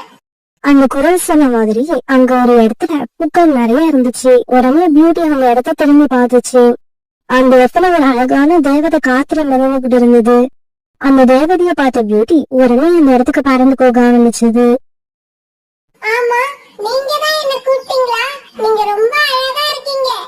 ஆமா, நான் தான் உன்னை கூப்பிட்டேன். இந்த காட்டுல எந்த இடத்துல எல்லாம் பூக்கள் இருக்கோ அங்கெல்லாம் நான் இருப்பேன். ஆமா, நான் உன் கூட ஃப்ரெண்ட்ஷிப் வச்சுக்கணும்னு ஆசைப்படுறேன். நீ எனக்கு தோழியா இருப்பியா? எனக்கும் உங்களை பார்த்ததும் உங்க கூட ஃப்ரெண்ட்ஷிப்பா இருக்கணும்னு ஆசை வந்துருச்சு. அப்படியா? வா, நாம போய் இந்த காட்டை சுத்தி பார்த்துட்டு வருவோம். இல்ல, என்னால வர முடியாது. எங்க அப்பா காஞ்ச மரத்தை தேடி விறகு வெட்டுறதுக்காக போயிருக்காங்க. அவங்களுக்கு காஞ்ச மரம் கிடைச்சிச்சா என்னன்னு தெரியல. அத நினைச்சா எனக்கு ரொம்ப கவலையா இருக்கு. உனக்கு இப்ப என்ன, விறகுகள் தானே வேணும்? அத நான் கொடுக்கறேன். அந்த தேவதை இப்படி சொன்ன உடனே ரொம்ப மாயமான முறையில காஞ்ச விறகு கட்டு ஒண்ணு அந்த இடத்துக்கு வந்துச்சு. பியூட்டி, உனக்கு காஞ்ச விறகுகள் தானே வேணும்? இதோ வந்துருச்சு. இந்த விறகு கட்டை இப்ப நீ உன்னோட வீட்டுக்கு எடுத்துக்கிட்டு போகலாம். நீங்க ஒரு பெரிய அதிசயத்தை செஞ்சு காட்டிட்டீங்க. இந்த விறகு கட்டை பார்த்தா எங்க அப்பா ரொம்ப சந்தோஷப்படுவாங்க. நான் இப்ப கிளம்புறேன். நாளைக்கு இந்த காட்டை சுத்தி பார்க்க உங்க கூட நான் கண்டிப்பா வருவேன். ஆமா, எனக்கு ஒரு சந்தேகம். மறுபடியும் நான் உங்களை பார்க்கறதா இருந்தா எங்க வந்து பார்க்கறது? என்னோட பேரு மலர் தேவதை. மலர் தேவதையே, என்னோட தோழியே, நான் இப்பவே உன்னை பார்க்கணும். இப்படி நீ சொன்னா நான் உடனே உன் பக்கத்துல வந்துருவேன். இப்படி சொல்லிட்டு அந்த தேவதை அங்கிருந்து பறந்து போயிடுச்சு. பிறகு பியூட்டி ரொம்ப சந்தோஷம் தன்னோட அப்பாவை தேடி பறந்து போச்சு. பியூட்டி அப்பாவை தேடி போனப்போ கோடாரிய வச்சுக்கிட்டு ராணா குருவி அதே இடத்துல உட்கார்ந்துருந்தது. ஏன்னா வெட்டி எடுத்துட்டு போற மாதிரி எந்த காஞ்ச மரமும் ராணா குருவிக்கு கிடைக்கவே இல்லை. அப்பா, உங்களுக்கு இன்னும் காஞ்ச மரங்கள் கிடைக்கவே இல்லையா? ஆமா பியூட்டி, நானும் எங்கெங்கயோ போய் தேடி பார்த்துட்டேன். விறகு வெட்டுற மாதிரி காஞ்ச மரம் எங்கேயுமே கிடைக்கல. அப்பா, நீங்க ஏன் கூட வாங்க, நிறைய விறகுகளை எடுத்து கட்டா கட்டி வச்சிருக்கேன். பியூட்டி சொன்னதை நம்ப முடியாத ராணா குருவி பிறகு அது கூட பறந்து போச்சு. பியூட்டி, இவ்வளவு விறகுகள் உனக்கு எங்க இருந்து கிடைச்சது? அப்பா, எனக்கு புதுசா ஒரு தோழி கிடைச்சிருக்காங்க. அவங்கதான் எனக்கு இந்த விறகுகளை கொடுத்தாங்க. பிறகு அந்த விறகு கட்டை தூக்கிட்ட ராணா குருவியும் வீட்டுக்கு புறா வச்சிருக்க மரக்கரையை நோக்கி பறந்து போனாங்க. அங்க போன இவங்க எடுத்துட்டு போன விறகு கட்டை புறா கிட்ட விட்டுட்டு அதுக்கு உண்டான பணத்தை வாங்கிக்கிட்டாங்க. பிறகு இவங்க 2 பேரும் ஜம்ஜம் வச்சிருக்க ஸ்வீட் கடைக்கு போறாங்க. அந்த கடைக்கு போன இவங்க 2 பேரும் அவங்களுக்கு தேவையான இன்பங்களை வாங்கிட்டு அங்க இருந்து கீட்டை நோக்கி பறக்க ஆரம்பிச்சாங்க. இப்ப வீட்டுக்கு பறந்து போய்கிட்டு இருந்த இவங்க 2 பேரையும் மறுபடியும் காலுக்காக ஒரு இடத்துல வயிறு மறிச்சு நிப்பாட்டுச்சு. அப்பா, அப்பா, இந்த காகம் ஸ்வீட் பாக்ஸ் நம்ம கிட்ட இருந்து பிடிக்கிட்டு போறதுக்காக வந்திருக்குன்னு நினைக்கிறேன். இந்த காலுவுக்கு எப்பவுமே அடுத்தவங்க பொருள் மேல ஆசைப்படுறதே வழக்கமா போச்சு. அப்பா, நீங்க கவலைப்படாதீங்க. இன்னைக்கு இந்த ஸ்வீட் பாக்ஸ் அவ்வளவு ஈஸியா இந்த காகம் நம்ம கிட்ட இருந்து எடுத்துக்கிட்டு போக முடியாது. இன்னைக்கு நான் இந்த காகத்துக்கு நல்ல பாடம் கத்து கொடுக்க போறேன். பியூட்டி, இவ்வளவு நாள் உங்க அம்மா தான் எல்லாருக்கும் பாடம் நடத்திக்கிட்டு இருந்தது. அத பாத்துட்டு இப்ப நீயும் பாடம் நடத்த ஆரம்பிச்சிட்ட போல இருக்கு. சரி சரி, எனக்காக என்னவோ ஸ்வீட் வாங்கிக்கிட்டு வந்திருக்கீங்க போல இருக்கு. அத கொடுங்க, நான் கிளம்புறேன். காலுக்காக இப்படி சொன்ன உடனே பியூட்டி தன்னோட தோழியான மலர் தேவதையை கூப்பிட ஆரம்பிச்சது. மலர் தேவதையே, என்னோட தோழியே, சீக்கிரம் இங்க வா. எனக்கு உன்னோட உதவி தேவைப்படுது. கூப்பிடு கூப்பிடு, நீ யார வேணாலும் கூப்பிடு. யார் வந்தாலும் என்ன ஒன்னும் பண்ண முடியாது. இப்படி சொன்ன காலுக்காக பியூட்டி கிட்ட இருந்த ஸ்வீட் பாக்ஸ் நோக்கி நகர்ந்து போக ஆரம்பிச்சது. அந்த சமயத்துல வானத்துல இருந்து அந்த மலர் தேவதை வேகமா அந்த இடத்துக்கு வந்துகிட்டு இருந்தது. இப்படி அந்த இடத்துக்கு வந்த மலர் தேவதை தன்னோட மந்திர சக்தியால காலுக்காக தூக்கி ரொம்ப வேகமா தெரிஞ்சது. தேவதை இப்படி விட்டு எரிஞ்ச உடனே காலுக்காக ரொம்ப தூரமா ஒரு இடத்துல போய் விழுந்துச்சு. மலர் தேவதையே, அந்த காகத்துக்கிட்ட இருந்து எங்களை காப்பாத்துனதுக்கு ரொம்ப நன்றி. அப்புறம் மறுபடியும் அந்த காகம் வந்தா நான் என்ன பண்றது? பியூட்டி, அத நினைச்சு கவலைப்படாத. இதுக்கப்புறம் அந்த காகம் உங்ககிட்ட வந்தா, காகமே காகமே, கருப்பு காகமே, கடல் அலைகள் என்னைக்கும் ஓய போறதில்ல, உன்னோட நாட்டியமும் நிக்க போறதில்ல அப்படின்னு சொல்லு. அதுக்கப்புறம் பாரு என்ன நடக்குதுன்னு. இப்படி சொல்லிட்டு அந்த தேவதை அங்கிருந்து பறந்து போயிடுச்சு. அந்த ஸ்வீட் பாக்ஸ் எடுத்துக்கிட்டு ராணா குருவியும் பியூட்டியும் மறுபடியும் பறக்க ஆரம்பிச்சாங்க. ஆனா ரொம்ப தூரமா போயிது இந்த காலுக்காகும் மறுபடியும் இவங்களை ஃபாலோ பண்ணிக்கிட்டு பறந்து வந்துச்சு. இப்படி வந்த காலுக்காகும் ஒரு இடத்துல மறுபடியும் இவங்களை வழிமறிச்சு நிப்பாட்டுச்சு. ஏய் பியூட்டி, நான் கொஞ்சம் அலட்சியமா இருந்த சமயம் பார்த்து ஏதோ ஒரு சக்தியை உபயோகம் பண்ணி என்ன தூக்கி எறிஞ்சிட்டல்ல. இதுக்கப்புறம் நான் ஏமாற மாட்டேன். இந்த ஸ்வீட் பாக்ஸ வாங்காம இங்க இருந்து போகவும் மாட்டேன். காலங்கள், உங்களுக்கு இந்த ஸ்வீட் பாக்ஸ் தானே வேணும்? இதோ இப்பவே தரேன். இப்படி சொன்ன பியூட்டி பிறகு அந்த மலர் தேவதை சொல்லி கொடுத்த மந்திர வார்த்தைய உச்சரிக்க ஆரம்பிச்சது. காகமே காகமே, கருப்பு காகமே, கடல் அலைகள் என்னைக்கும் ஓய போறதில்ல, உன்னோட நாட்டியமும் நிக்க போறதில்ல. பியூட்டி இப்படி சொன்ன உடனே அங்க நின்றுகிட்டு இருந்த காலுக்காகும் டான்ஸ் ஆட ஆரம்பிச்சது. எனக்கு என்ன ஆச்சு? நான் ஏன் இப்படி ஆட ஆரம்பிச்சேன்? காலு, நீ ஏன்டா இப்படி ஆடுற? நில்லுடா காலு, நில்லு. ஆனா காலுக்காகும் தன்னோட ஆட்டத்தை நிறுத்துறதுக்கு எவ்வளவு முயற்சி பண்ணியும் அதால நிறுத்த முடியல. இப்படி டான்ஸ் ஆட ஆரம்பிச்ச காலுக்காகும் டான்ஸ் ஆடிக்கிட்டு அந்த இடத்த விட்டு நகர்ந்து போயிடுச்சு. பிறகு ராணா குருவியும் பியூட்டிக்கு உடனே அந்த இடத்த விட்டு பறந்து போயிட்டாங்க. இப்படி டான்ஸ் ஆடிட்டு வீட்டுக்கு போன காலுக்காகத்தை பார்த்துட்டு கோரிக்காக பயந்து போயிடுச்சு. காலுஜி, உங்களுக்கு என்னாச்சு? உங்களுக்கு என்ன பைத்தியமா பிடிச்சிருச்சு? முதல்ல இந்த ஆட்டத்தை நிறுத்துங்க.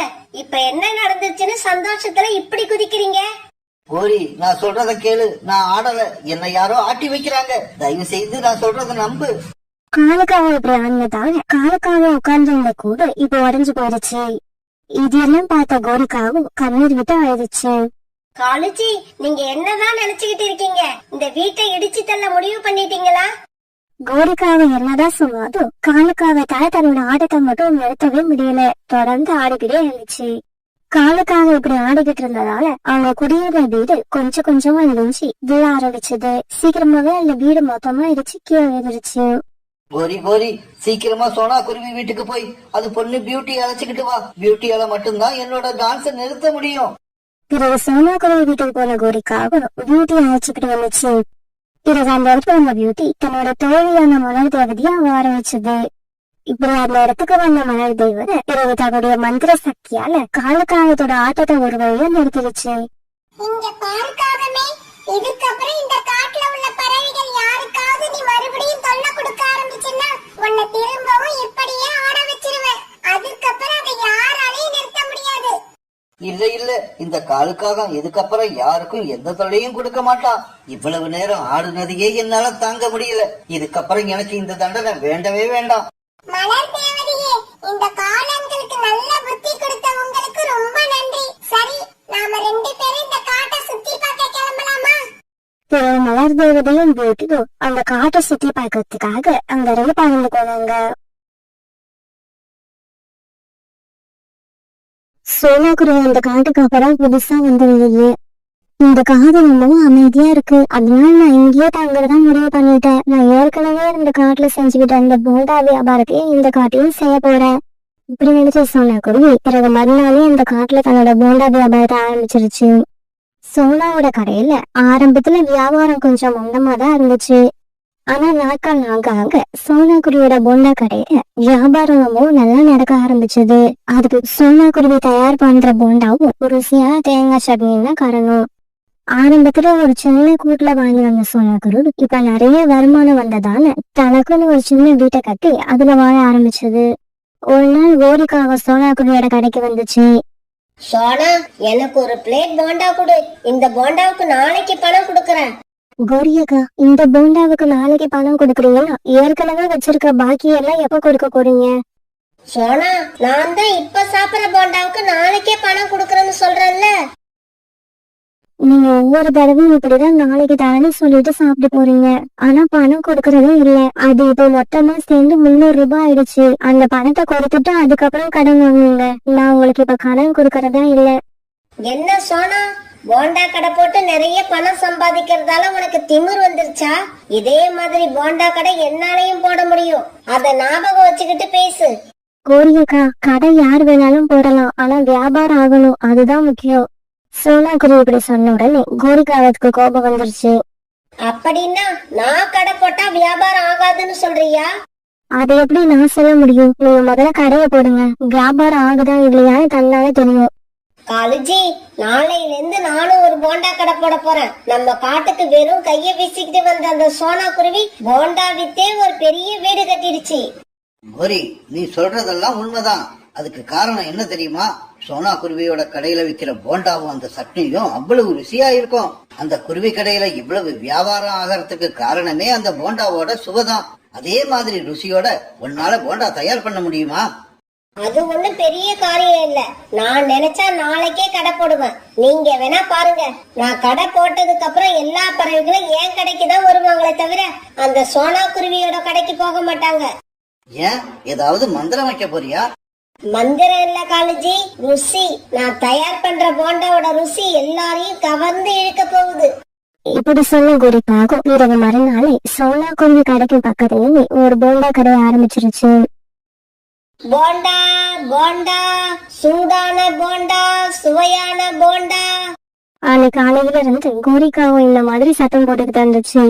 இருந்தாலும் அந்த வழியா வர பறவைகள் எல்லாம் நேரா சோனா கடைக்கு போய் போண்டா சாப்பிட்டாங்களே தவிர கோரிக்காவும் கடைக்கு யாருமே வரல.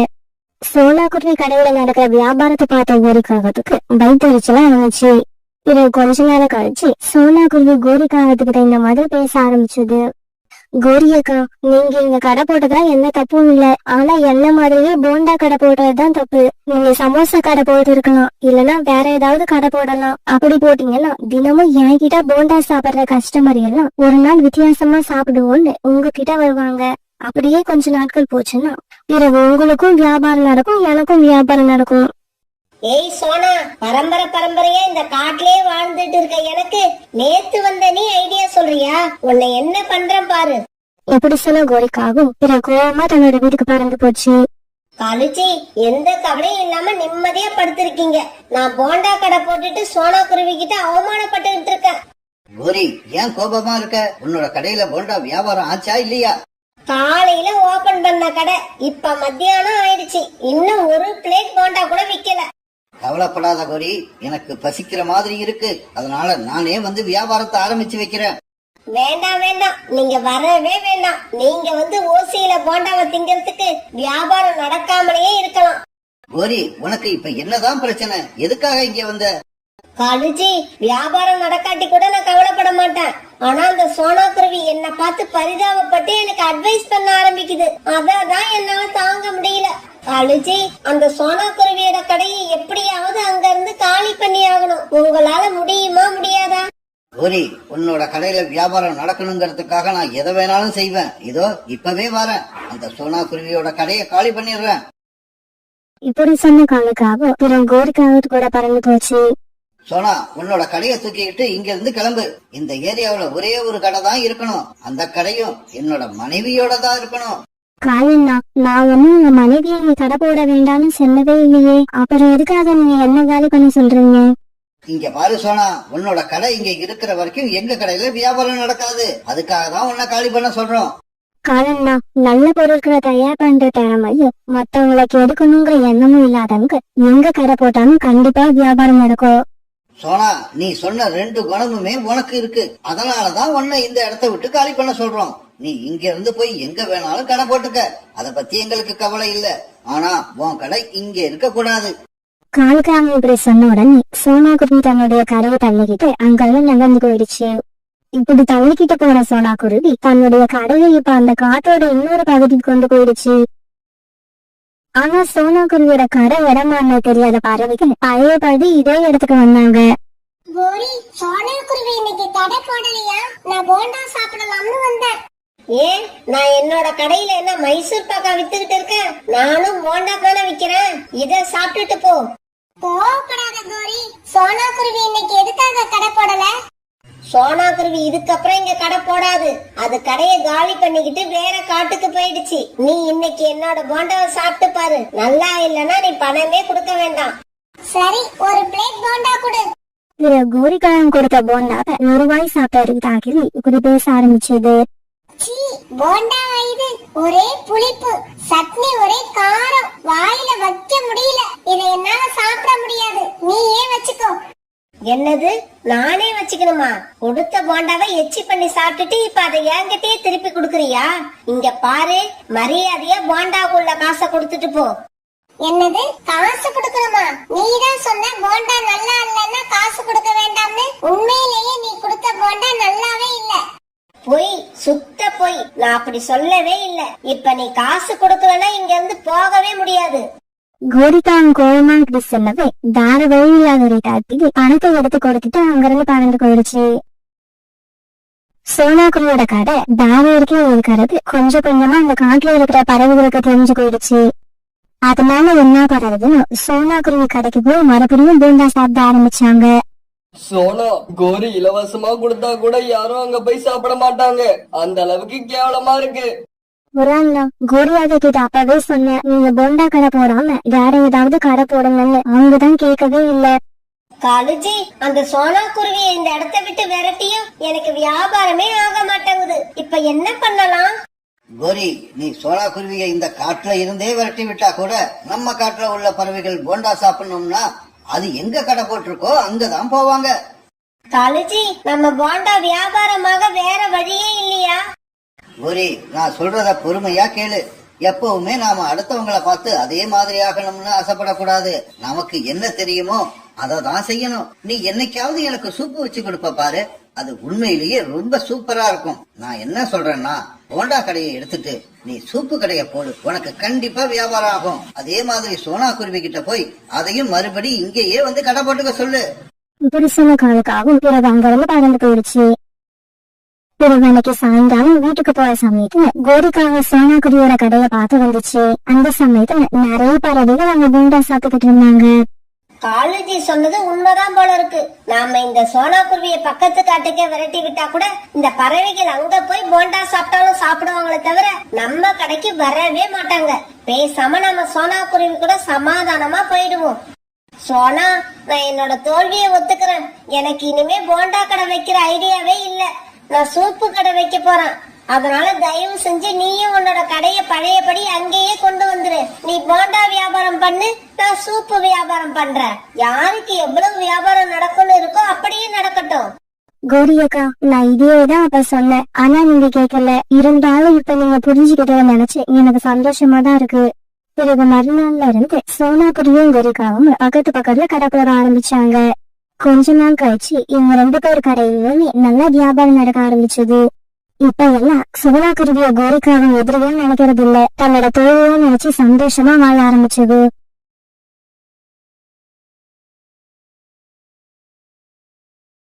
பருந்து மகாராஜாவோட மனைவி ஒரு நாள் தன்னுடைய அறையில உட்கார்ந்து அவங்களுக்கு விருப்பமான பழங்களை சாப்பிட்டுக்கிட்டு இருந்தாங்க. எனக்கு என்னவோ இப்பெல்லாம் மத்த சாப்பாட்டை விட பழங்களை சாப்பிடதான் விருப்பமா இருக்கு. இந்த உலகத்துல உள்ள எல்லா விதமான பழங்களையும் சாப்பிட்டு பார்க்கணும், அதுதான் என்னோட ஆசை. பருந்து மகாராணி இப்படி நினைச்சுக்கிட்டு இருக்கும் போது மகாராஜா அந்த அறைக்குள்ள வந்தாரு. இப்படி பழங்களை மட்டும் நீ சாப்பிடக்கூடாது.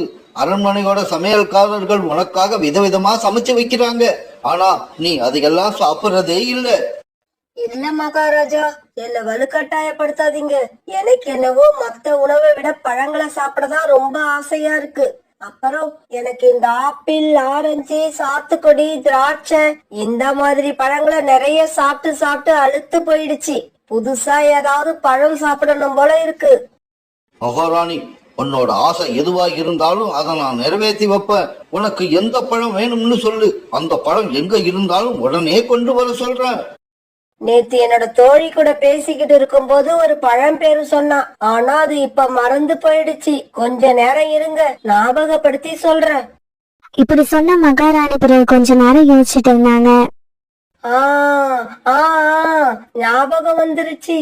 மகாராஜா, அந்த பழத்தோட பேரு மாம்பழம். நான் இப்பவே அந்த மாம்பழத்தை சாப்பிடணும். உடனே அதுக்கு ஏற்பாடு பண்ணுங்க.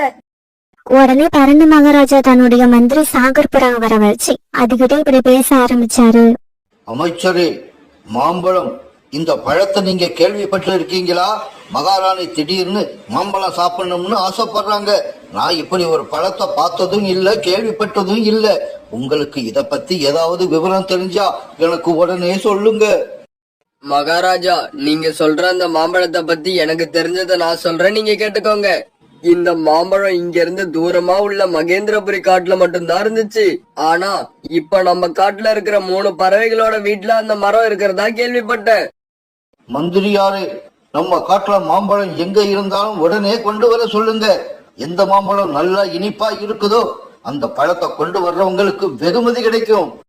மகாராஜா, அந்த 3 பறவைகள் யார் யாருன்னு எனக்கு தெரியாது. இப்பவே போய் அதை விசாரிச்சு மகாராணிக்கு உடனடியா மாம்பழம் கிடைக்க ஏற்பாடு பண்றேன். இப்படி சொன்ன சாகர்புரா பிறகு அரண்மனையில இருந்து வெளியே பறந்து போச்சு. ரோனி, நம்ம காட்டுல மாமரங்கள் யார் யார் வீட்டுல இருக்குன்னு உனக்கு தெரியுமா? இப்ப அந்த மரத்துல பழங்கள் காய்ச்சிருக்கா? அந்த மரத்துல பழங்கள் இருக்கா இல்லையான்னு எனக்கு தெரியாது. ஆனா யார் யார் வீட்டுல மாமரம் இருக்குன்னு தெரியும். காலுக்காகத்தோட மாமா, அப்புறம் சோனா குருவி, இவங்க 3 பேர் வீட்லயும் தான் மாமரம் இருக்கு. பழம் இருக்கா இல்லையான்னு நீ அவங்கள கேட்டாதான் தெரியும். ரோனி குருவி சொன்னதை கேட்ட சாகர்புரா உடனே காலக்காகத்தோட வீட நோக்கி பறந்து போச்சு. என்னது, மாம்பழங்களை கொண்டு வந்து கொடுத்தா எங்களுக்கு வெகுமதியா? மந்திரியாரே, நீங்க சொல்றத கேட்க எனக்கு ரொம்ப சந்தோஷமா தான் இருக்கு. இருந்தாலும் என்ன காலா இருந்தாலும்னு இழுக்கிற? மந்திரியாரே, இவர் எப்பவுமே இப்படிதான். இவருக்கு இப்படி இழுக்கதான் தெரியுமே தவிர எந்த வேலையும் முழுசா முடிக்க தெரியாது. நீங்க கவலைப்படாம போங்க, நாங்க மாம்பழங்களை எடுத்துக்கிட்டு இன்னைக்கே வரோம். கசப்பா இப்படி சொன்ன உடனே சாகர்புரா அங்க இருந்து பறந்து போயிடுச்சு. கசப்பா, நம்ம மரத்துல இருக்கிற காயெல்லாம் இன்னும் பழுக்கவே இல்ல. அப்புறம் எப்படி உன்னால அரண்மனைக்கு மாம்பழத்தை எடுத்துக்கிட்டு போக முடியும்? காலாஜி, நம்ம மாமரத்துல இருக்கிறது மாங்கான்னு உங்களுக்கும் எனக்கும் மட்டும்தான் தெரியும். இந்த காட்டுல உள்ளவங்களுக்கு எல்லாம் மாம்பழம்னா எப்படி இருக்கும்னே தெரியாது. நம்ம மாங்காய் எடுத்துக்கிட்டு போய் இதுதான் மாம்பழம்னு சொன்னா அவங்க நம்பிதான் ஆகணும். வெகுமதியை எப்படி சீக்கிரம் வாங்குறதுன்னு நான் யோசிச்சுக்கிட்டு இருக்கேன். நீங்க என்னடானா காரியத்தையே கெடுத்துருவீங்க போல இருக்கு. மாம்பழம் தானே இப்பவே எடுத்துக்கிட்டு வரேன். நீங்க அரண்மனைக்கு போறதுக்கு முன்னாடி நான் அங்க மாம்பழங்களோட இருப்பேன். காலாகாகத்தோட மாமா இப்படி சொன்ன உடனே சாகர்புரம் அங்கிருந்து பறந்து சோனாக்குருவி வீட்டுக்கு போச்சு. மந்திரியாரே, நீங்க சொல்ற மாதிரி என்னால இன்னைக்கு மாம்பழங்கள் எடுத்துட்டு வர முடியாது. சோனா, அப்படின்னா அரசர் கொடுக்கிற வெகுமதி உனக்கு தேவையில்லையா? மந்திரியாரே, இப்ப பிரச்சனை வெகுமதி வேண்டுமா வேண்டாமான்றது கிடையாது. என்கிட்ட மாம்பழம் இருக்கா இல்லையாங்கிறதுதான். என்னோட மாமரத்துல இப்ப மாங்காய்கள் தான் இருக்கு. அது பழமா மாற இன்னும் 1 மாசம் ஆகும். அதனால இன்னும் 1 மாசம் கழிச்சுதான் என்னால மாம்பழம் கொடுக்க முடியும். சோனா, இந்த காட்டுல 3 பேர் வீட்டுல மட்டும்தான் மாமரங்கள் இருக்கு. அதுல 2 பேர் இன்னைக்கே மாம்பழம் கொண்டுட்டு வரேன்னு சொல்றப்ப உன்னால மட்டும் ஏன் முடியாது? எனக்கு தெரிஞ்ச பதில நான் சொல்லிட்டேன். இதுக்கு மேலயும் நீங்க பதில எதிர்பார்த்தீங்கன்னா மாம்பழம் யார் கொண்டு வரேன்னு சொன்னாங்களோ அவங்க கிட்டதான் போய் கேட்கணும். சோனாக்குருவி இப்படி சொன்ன உடனே சாகர்புரம் அங்கிருந்து அரண்மனைக்கு பறந்து போச்சு. சாகர்புரம் அரண்மனைக்கு போய் சேரத்துக்கு முன்னாடி காலாகாகமும் காலாகாகத்தோட மாமாவும் மாங்காயை எடுத்துக்கிட்டு அரண்மனைக்கு போய் சேர்ந்திருந்தாங்க. மகாராஜா, நீங்க கேட்ட மாதிரியே நாம அம்பழத்தை எடுத்துக்கிட்டு வந்திருக்கேன். இல்ல மகாராஜா, நான் தான் முதல்ல வந்தேன். இவன் எனக்கு அப்புறம் வந்தான். வீரர்களே, இவங்க 2 பேரும் எடுத்துக்கிட்டு வந்த மாம்பழத்தை வாங்கிக்கிட்டு போய் ராணி கிட்ட கொடுங்க. ராணி சாப்பிட்டு பார்த்துட்டு யார் எடுத்துக்கிட்டு வந்த மாம்பழம் ருசியா இருந்துச்சுன்னு முடிவு சொல்லட்டும். வீரர்கள் எடுத்துட்டு போன மாங்காய்களை சாப்பிட்டு பார்த்த ராணி மாங்காயை உடனே துப்பிட்டாங்க. வீரர்களே, இது மாம்பழமே இல்லைன்னு நினைக்கிறேன். என் தோழி மாம்பழம் நல்லா இனிப்பா இருக்கும்னு சொன்னான். ஆனா இது ஒரே புளிப்பா இருக்கு. இதை யார் எடுத்துக்கிட்டு வந்தாங்களோ அவங்கள பிடிச்சு சிறையில அடைக்க சொல்லுங்க. பிறகு வீரர்கள் இந்த விஷயத்த சொல்றதுக்காக பரந்த மகாராஜா கிட்ட வந்தாங்க. வீரர்களே, வெகுமதியை யாருக்கு கொடுக்க போறீங்க? எனக்கு தானே? இல்ல வெகுமதி எனக்குதான். முட்டாள்களே, உங்க 2 பேருக்குமே சிறை தண்டனை தான் கிடைக்க போகுது. பரந்து மகாராஜா, இவங்க 2 பேரும் எடுத்துக்கிட்டு வந்தது மாம்பழமே இல்லையா? அதனால அரசாங்கத்தை ஏமாத்த நினைச்ச குற்றத்துக்காக இவங்க 2 பேரையும் மகாராணி சிறையில போட சொன்னாங்க. வீரர்கள் சொன்னதை கேட்ட காலாகாகமும் காலாகாகத்தோட மாமாவும் கண்ணீர் விட்டு அழுதாங்க. மந்திரியாரே, இங்க 2 பேரு தான் மாம்பழத்தை எடுத்துக்கிட்டு வந்திருக்காங்க. இன்னும் ஒருத்தர் ஏன் மாம்பழம் எடுத்துக்கிட்டு வரல? மகாராஜா, இன்னும் ஒரு மாமரம் சோனாங்கிற குருவி வீட்டுல இருக்கு. அந்த குருவி இப்ப என்னோட மரத்துல மாங்காய்கள் தான் இருக்கு. அது இனிப்பா இருக்காது. இது மாம்பழமா மாற இன்னும் 1 மாசம் ஆகும். 1 மாசம் கழிச்சுதான் நான் மாம்பழங்களை எடுத்துக்கிட்டு வருவேன்னு சொல்லிடுச்சு. ஓஹோ, இதுதான் விஷயமா? அப்படின்னா இவங்க 2 பேரும் இந்த மாங்காய கொடுத்து மாம்பழம்னு ஏமாத்துறதுக்காக வந்து இருக்காங்க, அப்படிதானே? மகாராஜா, நீங்க பேசுறத பார்த்தா எங்க மேல கோபமா இருக்கிற மாதிரி இருக்கு. தயவு செய்து நான் சொல்றத கேளுங்க. நாங்க மாமரத்தை இப்பதான் முதல் முறையா வளர்க்கிறோம். அதனால எங்களுக்கு எது காய் எது பழம்னு தெரியல. நாங்க தெரியாம செஞ்ச தவற மன்னிச்சு எங்களை விடுதலை பண்ணணும்னு கேட்டுக்கிறேன். ஆமா மகாராஜா, நான் என்ன சொல்லணும்னு நினைச்சனோ காலா அதை அப்படியே சொல்லிட்டா. பிறகு இவங்க மேல பரிதாபப்பட்ட பரந்த மகாராஜா இவங்க 2 பேரும் விடுதலை பண்ணாரு. உங்களை நான் விடுதலை பண்றேன். ஆனா மாம்பழம் பழுத்த உடனே நீங்க அதை எடுத்துக்கிட்டு உடனே அரண்மனைக்கு வரணும். பிறகு காலாவும் அவங்க மாமாவும் அரண்மனையை விட்டு பறந்து போனாங்க. இப்படி போனவங்க வழியில ஒரு இடத்துல உட்கார்ந்து பேச ஆரம்பிச்சாங்க. மாமா, நம்ம மாமரத்தை சரிவர கவனிக்கிறதே இல்ல. அதுக்கு தண்ணியும் ஊத்துறது கிடையாது. இன்னும் 1 மாசம் கழிச்சு இது பழமாவுறப்ப கண்டிப்பா நம்ம பழத்தை விட அந்த சோனா குருவியோட மாம்பழம் தான் இனிப்பா இருக்கும். டேய் காலா, சோனா குருவியோட காய்கள் பழுக்கதான் இன்னும் 1 மாசம் ஆகும். நம்ம காய்கள் எல்லாம் இன்னும் 2 நாள்ல பழுத்துடும். மாமா, நீங்க என்ன சொல்றீங்க? ஆமாண்டா, என்கிட்ட பழங்களை பழுக்க வைக்கிற ஒரு கெமிக்கல் இருக்கு. அது நம்ம மரத்தோட வேர்ல ஊத்துனோம்னா காய்கள்லாம் 2 நாள்ல பழுத்துடும். பிறகு காலாகாகமும் காலாகாகத்தோட மாமாவும் அந்த கெமிக்கலை வாங்கிட்டு வந்து தங்களுடைய மரத்து வேர்ல ஊத்துனாங்க. ஆனா பாவம், இவங்க நினைச்சது எதுவுமே நடக்கல. ஏற்கனவே சத்து குறைவா இருந்த இவங்களோட மரங்கள்ல இந்த கெமிக்கலை ஊத்தின உடனே சுத்தமா பட்டு போயிடுச்சு. கொஞ்ச நாட்களுக்கு அப்புறம் சோனா குருவியோட மாமரத்துல இருந்த மாங்காய்கள் எல்லாம் இப்ப பழமா மாறிடுச்சு. உடனே சோனா குருவி அந்த மாம்பழங்களை எடுத்துக்கிட்டு அரண்மனைக்கு போச்சு. சோனா குருவி எடுத்துட்டு போன மாம்பழங்களை சாப்பிட்ட மகாராணி ரொம்பவும் சந்தோஷப்பட்டாங்க. இந்த மாம்பழங்கள் இயற்கையான முறையில பழுத்ததால ரொம்ப ருசியா இருந்துச்சு. மாம்பழம்னா இதுதான் மாம்பழம், இனிப்பா இருக்கு. எனக்கு இந்த பழம் ரொம்ப பிடிச்சிருக்கு. பிறகு மகாராஜா அவர் சொன்ன மாதிரியே சோனா குருவிக்கு நிறைய வெகுமதிகள் கொடுத்து அனுப்பினாரு. சோனா குருவி அதையெல்லாம் ஏத்துக்கிட்டு சந்தோஷமா தன்னோட வீட்டுக்கு திரும்பி வந்துடுச்சு. அதே சமயம் பேராசைப்பட்டு மரத்தோட வேர்கள்ல கெமிக்கலை ஊத்தின காலாக்காகவும் காலாக்காகத்தோட மாமாவும் பட்டு போன தங்களோட மரத்தை பார்த்து அழுதுகிட்டே இருந்தாங்க. குழந்தைங்களா, நாம எப்பவுமே இயற்கையோட இணைந்து வாழ கத்துக்கணும். அப்பதான் நம்ம உடம்பு ஆரோக்கியமா இருக்கும், வாழ்க்கையும் சந்தோஷமா இருக்கும்.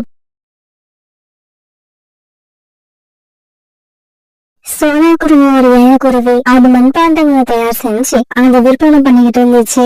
இந்த பணத்தை வச்சு சோனா குருவி தன்னோட குடும்பத்தை நல்லபடியா நடத்திக்கிட்டு இருந்தது. அதே காட்டுல வாழ்ந்து வந்த காங்கள் 2 பேரு சோனா குருவி நல்ல முறையில குடும்பத்தை நடத்திக்கிட்டு இருக்கிறத பார்த்து வேறறிஞ்சாங்க. காலுஜி, அந்த சோனா குருவி நம்மள மாதிரி சாப்பாட்டுக்கு கஷ்டப்படுறதே இல்ல. நல்லா சம்பாதிக்குது, நல்லா சாப்பிடுது. அத பார்க்க பார்க்க எனக்கு உடம்பெல்லாம் எரியுது. கோரி, நாமளும் நல்லா இருக்க மாட்டோம். மத்தவங்க நல்லா இருந்தாலும் நமக்கு பொறுக்காது. நம்மளோட குணமே அதுதானே. சரி, அது போகட்டும். இப்ப இந்த சோனாவை என்ன பண்ணணும்னு சொல்லு. அந்த சோனாவுக்கு நம்ம பெரிய ஏமாற்றத்தை கொடுக்கணும். அது கொஞ்ச நாளைக்கு அந்த ஏமாற்றத்தை நினைச்சு நினைச்சு அழுவணும். காலுஜி, நான் இப்படி ஆசைப்படுறது தப்பா? உன்னோட இந்த நியாயமான ஆசையை நான் நிறைவேற்றி காட்டுறேன். நீ உடனே என் கூட கிளம்பு. இப்படி சொன்ன காலுக்காகவும் கௌரிக்காகத்தை கூப்பிட்டுக்கிட்டு சோனா குருவி இருக்கிற இடத்துல நோக்கி பறந்து போச்சு. சோனா, என்னோட நண்பர் ஒருத்தருக்கு அவசரமா 100 பானைகள் தேவைப்படுது. உன்னால இப்பவே தயார் பண்ணி கொடுக்க முடியுமா? காலண்டா, 100 பானையை எப்படி இப்பவே தயார் பண்ணி கொடுக்க முடியும்? நான் இன்னைக்கு ராத்திரி பூரா வேலை செஞ்சா கூட நாளைக்கு சாயங்காலம் 100 பானைகளை தயார் செஞ்சு முடிக்க முடியும். பரவாயில்ல சோனா, நீ சீக்கிரமா 100 பானைகளை தயார் பண்ணு. நான் என்னோட நண்பரை பார்த்து நாளைக்கு சாயங்காலம் வந்து எடுத்துக்க சொல்றேன். அவர் வருவாரு, பணத்தை கொடுப்பாரு, பானைகளை எடுத்துக்கிட்டு போவாரு. இப்படி சொன்ன காலுக்காகவும் பிறகு கௌரிக்காகத்தை கூப்பிட்டுக்கிட்டு அங்க இருந்து பறந்து போயிடுச்சு. காலுஜி, அந்த சோனா குருவிக்கு ஏதாவது கஷ்டத்தை கொடுங்கன்னா 100 பானைக்கு ஆர்டர் கொடுத்துட்டு வந்திருக்கீங்க. கோரி, நான் சொன்னது எல்லாமே போய். அந்த சோனா குருவி இரவு பகலா கஷ்டப்பட்டு 100 பானை செஞ்சு வைக்கும். ஆனா அதை வாங்கறதுக்கு யாருமே வர மாட்டாங்க. காலுக்காக இப்படி சொல்லிட்டு சிரிக்க கௌரிக்காகவும் அந்த சிரிப்புல கலந்துக்குச்சு. உடனே தன்னோட வீட்டுக்கு போன சோனா குருவி தன்னுடைய பொண்ணு பியூட்டி கிட்ட 100 பானைக்கு ஆனவங்க விஷயத்த ரொம்ப சந்தோஷமா சொல்லுச்சு. பியூட்டி, நம்ம கிட்ட 100 பானை செய்யற அளவுக்கு களிமண் இல்ல. நான் போய் களிமண் வாங்கிட்டு வந்துடுறேன். அம்மா, நானும் உங்களுக்கு உதவி பண்றதுக்காக உங்க கூட வரேம்மா. இல்ல பியூட்டி, நீ வர வேண்டாம். நீ போய் இருக்கிற களிமண்ணை வச்சு பானைகளை தயார் பண்ணு. அம்மா களிமண் வாங்கிட்டு சீக்கிரம் வந்துடுறேன். இப்படி சொன்ன குருவி ஒரு பெரிய கூரை எடுத்துக்கிட்டு களிமண் வாங்குறதுக்காக பறந்து போச்சு. அம்மா கிளம்பின உடனே அவங்க சொன்ன மாதிரி பியூட்டி மண்பானை செய்யற இடத்துக்கு போய் இருந்த களிமண்ணை வச்சு மண்பானைகளை செய்ய ஆரம்பிச்சது. அன்னைக்கு சாயங்காலம் ஆச்சு. ரொம்ப நேரம் கழிச்சு களிமண் வாங்கிட்டு வந்த சோனா குருவி ரொம்ப கவனமா பானைகளை தயார் பண்ண ஆரம்பிச்சது. சோனா குருவி உணவு, தண்ணீர் இப்படி எதை பத்தியும் கவலைப்படாம பானைகளை தயார் செஞ்சுக்கிட்டு வந்துச்சு.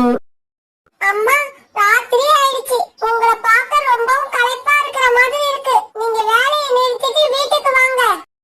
பியூட்டி, இன்னைக்கு ராத்திரி பூரா வேலை செஞ்சாதான் நாளைக்கு சாயங்காலத்துக்குள்ள என்னால 100 பானைகளை தயார் பண்ண முடியும். பியூட்டி, நீ வீட்டுக்கு போய் படுத்துட்டு இருந்து, அம்மா காலையில வரேன். இப்படி சொன்னா குருவி பிறகு தொடர்ந்து பானைகளை தயார் பண்ண ஆரம்பிச்சது. காலுஜி, கொஞ்சம் ஜன்னல் வழியா எட்டி பாருங்க. அந்த சோனா நீங்க சொன்னதை நம்பி ராத்திரி பூரா கண் விழிச்சு வேலை செய்யுது. 100 பானை தயார் பண்றதுன்னா சும்மாவா? சோனா குருவியோட மனசு 100 பானையும் நாளைக்கு விற்பனையாக போகுதுன்னு நினைச்சு இப்ப ரொம்ப சந்தோஷமா இருக்கும். ஆனா பானைய வாங்க யாரும் வரமாட்டாங்கன்னு நாளைக்கு தெரிஞ்ச உடனே ரொம்பவும் சோகமாயிடும். இப்படி பேசிக்கிட்ட காங்கள் 2 பேரும் அப்படியே படுத்து தூங்க ஆரம்பிச்சாங்க. மறுநாள் பொழுது விடிஞ்சிச்சு. விடிய விடிய முயற்சி வேலை செஞ்ச சோனா குருவி இப்ப 100 பானைகளையும் தயார் பண்ணிடுச்சு. இப்படி தயார் பண்ணின பானைகளை பிறகு நெருப்பு மூட்டி அந்த நெருப்புல பானைகளை சுட ஆரம்பிச்சது. விடிய விடிய கண் வச்சு வேலை செய்ததால சோனா குருவியோட உடம்பு ரொம்பவும் களைப்பா இருந்தது. இருந்தாலும் அதை பத்தி எல்லாம் கொஞ்சமும் கவலைப்படாத சோனா குருவி வேலையை பார்த்துக்கிட்டு இருந்தது. பிறகு ரொம்ப நேரம் இப்படி நெருப்புல இருந்த பானைகள் இப்ப விற்பனைக்கு தயாராயிடுச்சு. பிறகு சோனா குருவியும் பியூட்டியும் சேர்ந்து அந்த மண்பானைகளை எல்லாம் அடுப்புல இருந்து எடுத்து இன்னொரு இடத்துல அடுக்கி வச்சாங்க. இந்த சமயத்துல வானம் இருட்டிக்கிட்டு வந்துச்சு. கரும்புகள் நிறைய வந்ததால மின்னல் இடிக்க ஆரம்பிச்சது. பியூட்டி சீக்கிரமா காளி அங்கிள் வீட்டுக்கு போ. நீங்க சொன்ன மாதிரி 100 பானை ரெடி ஆயிடுச்சுன்னு சொல்லு. அப்பதான் காளி அண்ணாவோட நண்பர் வந்து சீக்கிரமா பானைகளை எடுத்துட்டு போவாரு. அம்மா இப்படி சொன்ன உடனே பியூட்டி காலக்காக வீட்டை நோக்கி பறந்து போச்சு. பியூட்டி, உங்க அம்மா தயார் பண்ணின பானைகளை யாரும் வந்து வாங்க போறது இல்ல. போ போ. அப்புறம் எதுக்காக அங்கிள் எங்க அம்மாவை 100 பானை செய்ய சொன்னீங்க? ஓ அதுவா, உங்க அம்மாவால ஒரே நாள்ல 100 பானைகள் செய்ய முடியுமான்னு எனக்கு ரொம்ப நாளா ஒரு சந்தேகம் இருந்துச்சு. அதனாலதான் இப்படி ஒரு பைய சொல்லி உங்க அம்மாவை 100 பானைகளை செய்ய வச்சேன். பரவாயில்ல பியூட்டி, உங்க அம்மா நல்லா ஸ்பீடா தான் வேலை செய்யறாங்க. சொன்ன மாதிரியே 100 பானைகளை தயார் பண்ணிட்டாங்க. அங்கிள், இப்படி பேசுறது உங்களுக்கே நல்லா இருக்கா? எங்க அம்மா கையில இருந்த பணத்தை எல்லாம் இந்த பானை தயார் பண்றதுக்காக செலவு பண்ணிட்டாங்க. இப்ப இந்த 100 பானையை என்ன பண்றது? ஆத்தங்கரைக்கு எடுத்துட்டு போய் தூக்கி போட்டு உடைங்க. என் கணவர் தான் சோனாவோட ஸ்பீட டெஸ்ட் பண்ணதான் சொன்னான்னு சொல்றாருல, அதுக்கப்புறம் என்ன கேள்வி மேல கேள்வி கேட்டுக்கிட்டு இருக்க? ஓடிடு இங்க இருந்து, இல்லன்னா பானைய உடைக்கிற மாதிரி உன்னை தூக்கி போட்டு உடைச்சிருவேன். காங்கள் இந்த மாதிரி பதில் சொல்லவே வீட்டுல அழுதுகிட்டே அந்த இடத்த விட்டு பறந்து போச்சு. இப்படி அழுதுகிட்டே தன்னோட அம்மா கிட்ட போன பியூட்டி நடந்தது எல்லாத்தையும் சோனா குருவி கிட்ட சொல்லுச்சு. நம்ம பானைகளை வாங்க யாரும் வரப்போறதில்ல. காலங்களும் கோரியாட்டியும் சேர்ந்து நம்மள நல்லா ஏமாத்திட்டாங்க. நீங்க இரவு பகலா வேலை செஞ்சதெல்லாம் வீணா போச்சு. பியூட்டி, என்னோட உழைப்பெல்லாம் வீணா போச்சுன்னு இன்னொரு தடவை சொல்லாத. என்னோட உழைப்பெல்லாம் பானைகளா மாறி நம்ம எதிரிலேயே இருக்கு. இருந்தாலும் என் கையில இருந்த பணம் எல்லாம் இந்த பானைகளை தயார் பண்றதுக்கு செலவழிச்சு போச்சு. இந்த பானைகள் விற்பனை ஆகுற வரைக்கும் நம்ம சாப்பாட்டுக்கு என்ன பண்ண போறோம்னு தெரியல. சோனா இப்படி பேசிக்கிட்டு இருக்க சமயத்துல கடுமையான மழை பெய்ய ஆரம்பிச்சது. சோனா குருவி மழையில நனைஞ்சுக்கிட்டு இருந்த தன்னோட பானைகளை பார்த்து கண்ணீர் விட்டு ஆயிடுச்சு. இதே சமயத்துல பக்கத்து காட்டுல இருந்த பணக்கார பறவைகளான ரோசி தன்னோட காரை எடுத்துக்கிட்டு சுந்தரவன காட்டுக்கு வந்துகிட்டு இருந்தது. இப்படி வந்த ரோசி பானைகள் ஒரு இடத்துல குவியலா இருந்து பார்த்துட்டு தன்னுடைய காரை அங்க நிப்பாட்டுச்சு.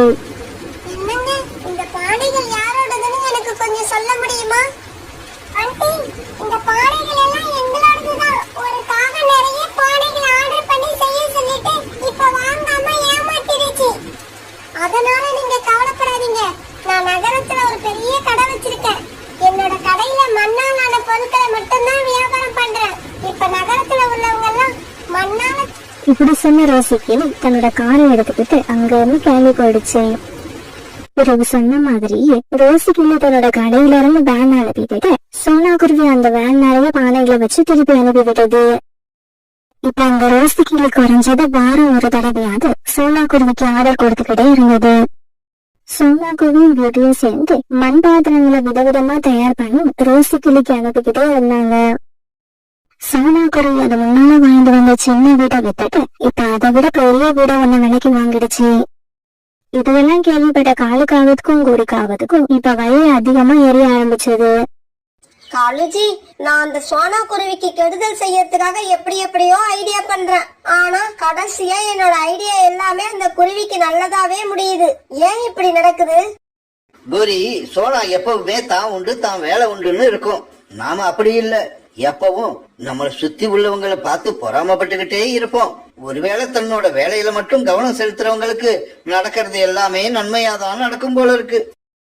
இதெல்லாம் எனக்கு நீங்க முன்னாடியே சொல்லி இருந்தா நான் இந்த மாதிரி மத்தவங்கள பார்த்து பொறாமப்பட்டு இருக்கவே மாட்டேன். சரி காலுஜி, நாம 2 பேரும் இன்னையில இருந்து நம்ம வேலையில மட்டும் கவனம் செலுத்துவோம். மத்தவங்க வளர்ச்சியை பத்தி நினைச்சு பொறாமப்படவே கூடாது.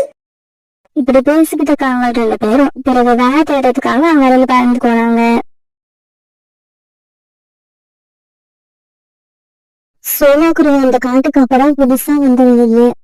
இந்த காது ரொம்பவும் அமைதியா இருக்கு, அதனால நான் இங்கேயே தங்குறதா முடிவு பண்ணிட்டேன். நான் ஏற்கனவே இந்த காட்டுல செஞ்சுக்கிட்ட அந்த போண்டா வியாபாரத்தையும் இந்த காட்டையும் செய்ய போறேன். இப்படி நினைச்ச சோனா குருவி பிறகு மறுநாளே இந்த காட்டுல தன்னோட போண்டா வியாபாரத்தை ஆரம்பிச்சிருச்சு. சோனாவோட கடையில ஆரம்பத்துல வியாபாரம் கொஞ்சம் மந்தமா தான் இருந்துச்சு. ஆனா நாட்கள் ஆக ஆக சோனா குருவியோட போண்டா கடையில வியாபாரம் ரொம்பவும் நல்லா நடக்க ஆரம்பிச்சது. அதுக்கு சோனா குருவி தயார் பண்ற போண்டாவும் ருசியான தேங்காய் சட்னின்னு காரணம். ஆரம்பத்துல ஒரு சின்ன கூட்டுல வாங்கி வந்த சோனா குருவி இப்ப நிறைய வருமானம் வந்ததால தனக்குன்னு ஒரு சின்ன வீட்டை கட்டி அதுல வாழ ஆரம்பிச்சது. ஒரு நாள் கோரிக்காக சோனா குருவியோட கடைக்கு வந்துச்சு. சோனா, எனக்கு ஒரு பிளேட் போண்டா கொடு. இந்த போண்டாவுக்கு நாளைக்கு பணம் கொடுக்கறேன். கோரியக்கா, இந்த போண்டாவுக்கு நாளைக்கு பணம் கொடுக்குறீங்களா? ஏற்கனவே வச்சிருக்க பாக்கி எல்லாம் எப்ப கொடுக்க போறீங்க? சோனா, நான் தான் இப்ப சாப்பிடுற போண்டாவுக்கு நாளைக்கே பணம் கொடுக்கறேன்னு சொல்றேன்ல. நீங்க ஒவ்வொரு தடவையும் இப்படிதான் நாளைக்கு தரேன்னு சொல்லிட்டு சாப்பிட்டு போறீங்க. ஆனா பணம் கொடுக்கறதும் இல்ல. அது இப்ப மொத்தமா சேர்ந்து 300 ரூபாய் ஆயிடுச்சு. அந்த பணத்தை கொடுத்துட்டு அதுக்கப்புறம் கடன் வாங்குங்க. நான் உங்களுக்கு இப்ப கடன் கொடுக்கறதா இல்ல. என்ன சோனா, போண்டா கடை போட்டு நிறைய பணம் சம்பாதிக்கிறதால உனக்கு திமிர் வந்துருச்சா? இதே மாதிரி போண்டா கடை என்னாலையும் போட முடியும். அத ஞாபகம் வச்சுக்கிட்டு பேசு. கோரியக்கா, கடை யார் வேணாலும் போடலாம், ஆனா வியாபாரம் ஆகணும், அதுதான் முக்கியம். சோனா குருவி இப்படி சொன்ன உடனே கோரிக்காவுக்கு கோபம் வந்துருச்சு. அப்படின்னா நான் கடை போட்டா வியாபாரம் ஆகாதுன்னு சொல்றியா? அதை எப்படி நான் சொல்ல முடியும்? நீங்க முதல்ல கடையை போடுங்க, வியாபாரம் ஆகுதா இல்லையான்னு தன்னாலே தெரியும். காலுஜி, நாளையில இருந்து நானும் ஒரு போண்டா கடை போட போறேன். நம்ம காட்டுக்கு வெறும் கைய வீசிக்கிட்டு வந்த அந்த சோனா குருவி போண்டா வித்தே ஒரு பெரிய வீடு கட்டிடுச்சு. கோரி, நீ சொல்றதெல்லாம் உண்மைதான். அதுக்கு காரணம் என்ன தெரியுமா?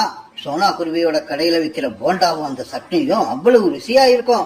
அந்த குருவி கடையில இவ்வளவு வியாபாரம் ஆகிறதுக்கு காரணமே அந்த போண்டாவோட சுவைதான். அதே மாதிரி ருசியோட உன்னால போண்டா தயார் பண்ண முடியுமா? அது ஒண்ணும் பெரிய காரியம் இல்ல. நான் நினைச்சா நாளைக்கே கடை போடுவேன். நீங்க வேணா பாருங்க. நான் கடை போட்டதுக்கு அப்புறம் எல்லா பறவைகளும் என் கடைக்கு தான் வருவாங்களே தவிர அந்த சோனா குருவியோட கடைக்கு போக மாட்டாங்க. ஏன், ஏதாவது மந்திரம் வைக்க போறியா? மந்திரம் இல்ல காலுஜி, ருசி. நான் தயார் பண்ற போண்டாவோட ருசி எல்லாரையும் கவர்ந்து இழுக்க போகுது. இப்படி சொல்ல கோரிக்காகும் பிறகு மறுநாளே சோனா குருவி கடைக்கு பக்கத்துலயே ஒரு போண்டா கடை ஆரம்பிச்சிருச்சு. போண்டா போண்டா, சூடான போண்டா, சுவையான போண்டா. அன்னைக்கு காலையில இருந்து கோரிக்காவும் இந்த மாதிரி சத்தம் போட்டுக்கிட்டு இருந்துச்சு. இருந்தாலும் அந்த வழியா வர பறவைகள் எல்லாம் நேரா சோனா கடைக்கு போய் போண்டா சாப்பிட்டாங்களே தவிர கோரிக்காவும் கடைக்கு யாருமே வரல. சோனா குருவி கடையில நடக்கிற வியாபாரத்தை பார்த்த கோரிக்காகத்துக்கு வயிற்றுச்சலா இருந்துச்சு. பிறகு கொஞ்ச நேரம் கழிச்சு சோனா குருவி கோரிக்காகத்துக்கிட்ட இந்த மாதிரி பேச ஆரம்பிச்சது. கோரியக்கா, நீங்க இங்க கடை போட்டதா என்ன தப்பும் இல்ல, ஆனா என்ன மாதிரியே போண்டா கடை போட்டதுதான் தப்பு. நீங்க சமோசா கடை போட்டு இருக்கலாம், இல்லனா வேற ஏதாவது கடை போடலாம். அப்படி போட்டீங்கன்னா தினமும் என்கிட்ட போண்டா சாப்பிடுற கஸ்டமர் எல்லாம் ஒரு நாள் வித்தியாசமா சாப்பிடுவோன்னு உங்ககிட்ட வருவாங்க. அப்படியே கொஞ்ச நாட்கள் போச்சுன்னா பிறகு உங்களுக்கும் வியாபாரம் நடக்கும், எனக்கும் வியாபாரம் நடக்கும். ஏய் சோனா, பரம்பரை பரம்பரையா இந்த காட்டிலே வாழ்ந்துட்டு இருக்க எனக்கு நேத்து வந்த நீ ஐடியா சொல்றியா? உன்னை என்ன பண்றேன் பாரு. எப்படி சொல்ல கோரிக்காகும் பிறகு கோவமா தன்னோட வீட்டுக்கு பறந்து போச்சு. காலுஜி, எந்த கவலையும் இல்லாம நிம்மதியா படுத்திருக்கீங்க. நான் போண்டா கடை போட்டுட்டு சோனா குருவி கிட்ட அவமானப்பட்டுக்கிட்டு இருக்கேன். கோரி, ஏன் கோபமா இருக்க? உன்னோட கடையில போண்டா வியாபாரம் ஆச்சா இல்லையா? காலையில ஓபன் பண்ண கடை இப்ப மத்தியானம் ஆயிடுச்சு. இன்னும் ஒரு பிளேட் போண்டா கூட விக்கல. கவலைப்படாத கோரி, எனக்கு பசிக்கிற மாதிரி இருக்கு. அதனால நானே வந்து வியாபாரத்தை ஆரம்பிச்சு வைக்கிறேன். வேண்டாம் வேண்டாம், நீங்க வரவே வேண்டாம். நீங்க வந்து ஓசியில போண்டாவை திங்கிறதுக்கு வியாபாரம் நடக்காமலேயே இருக்கலாம். கோரி, உனக்கு இப்ப என்னதான் பிரச்சனை? எதுக்காக இங்க வந்த? காலுஜி, வியாபாரம் நடக்காட்டி கூட நான் கவலைப்பட மாட்டேன். ஆனா அந்த சோனா குருவி என்ன பார்த்து பரிதாபப்பட்டு எனக்கு அட்வைஸ் பண்ண ஆரம்பிக்குது. அதான் என்னால தாங்க முடியல. காலுஜி, அந்த சோனா குருவியோட கடையை எப்படியாவது அங்க இருந்து காலி பண்ணி ஆகணும். உங்களால முடியுமா முடியாதா? கோரி, உன்னோட கடையில வியாபாரம் நடக்கணுங்கிறதுக்காக நான் எதை வேணாலும் செய்வேன். இதோ இப்பவே வரேன். அந்த சோனா குருவியோட கடையை காலி பண்ணிடுறேன். இப்படி சொன்ன காலுக்காக பிறகு கோரிக்காக கூட பறந்து போச்சு. சோனா, உன்னோட கடையை தூக்கிட்டு இங்க இருந்து கிளம்பு. இந்த ஏரியாவுல ஒரே ஒரு கடை தான் இருக்கணும். அந்த கடையும் என்னோட மனைவியோட தான் இருக்கணும். காலண்ணா, நான் ஒன்னும் உங்க மனைவியை நீ கடை போட வேண்டாம்னு சொல்லவே இல்லையே. அப்புறம் எதுக்காக நீங்க என்ன காலி பண்ண சொல்றீங்க? இங்க பாரு சோனா, உன்னோட கடை இங்க இருக்கிற வரைக்கும் எங்க கடையில வியாபாரம் நடக்காது. அதுக்காக தான் உன்னை காலி பண்ண சொல்றோம். காலண்ணா, நல்ல பொருட்களை தயார் பண்ற திறமையும் மத்தவங்களை கெடுக்கணுங்கிற எண்ணமும் இல்லாதவங்க எங்க கடை போட்டாலும் கண்டிப்பா வியாபாரம் நடக்கும்.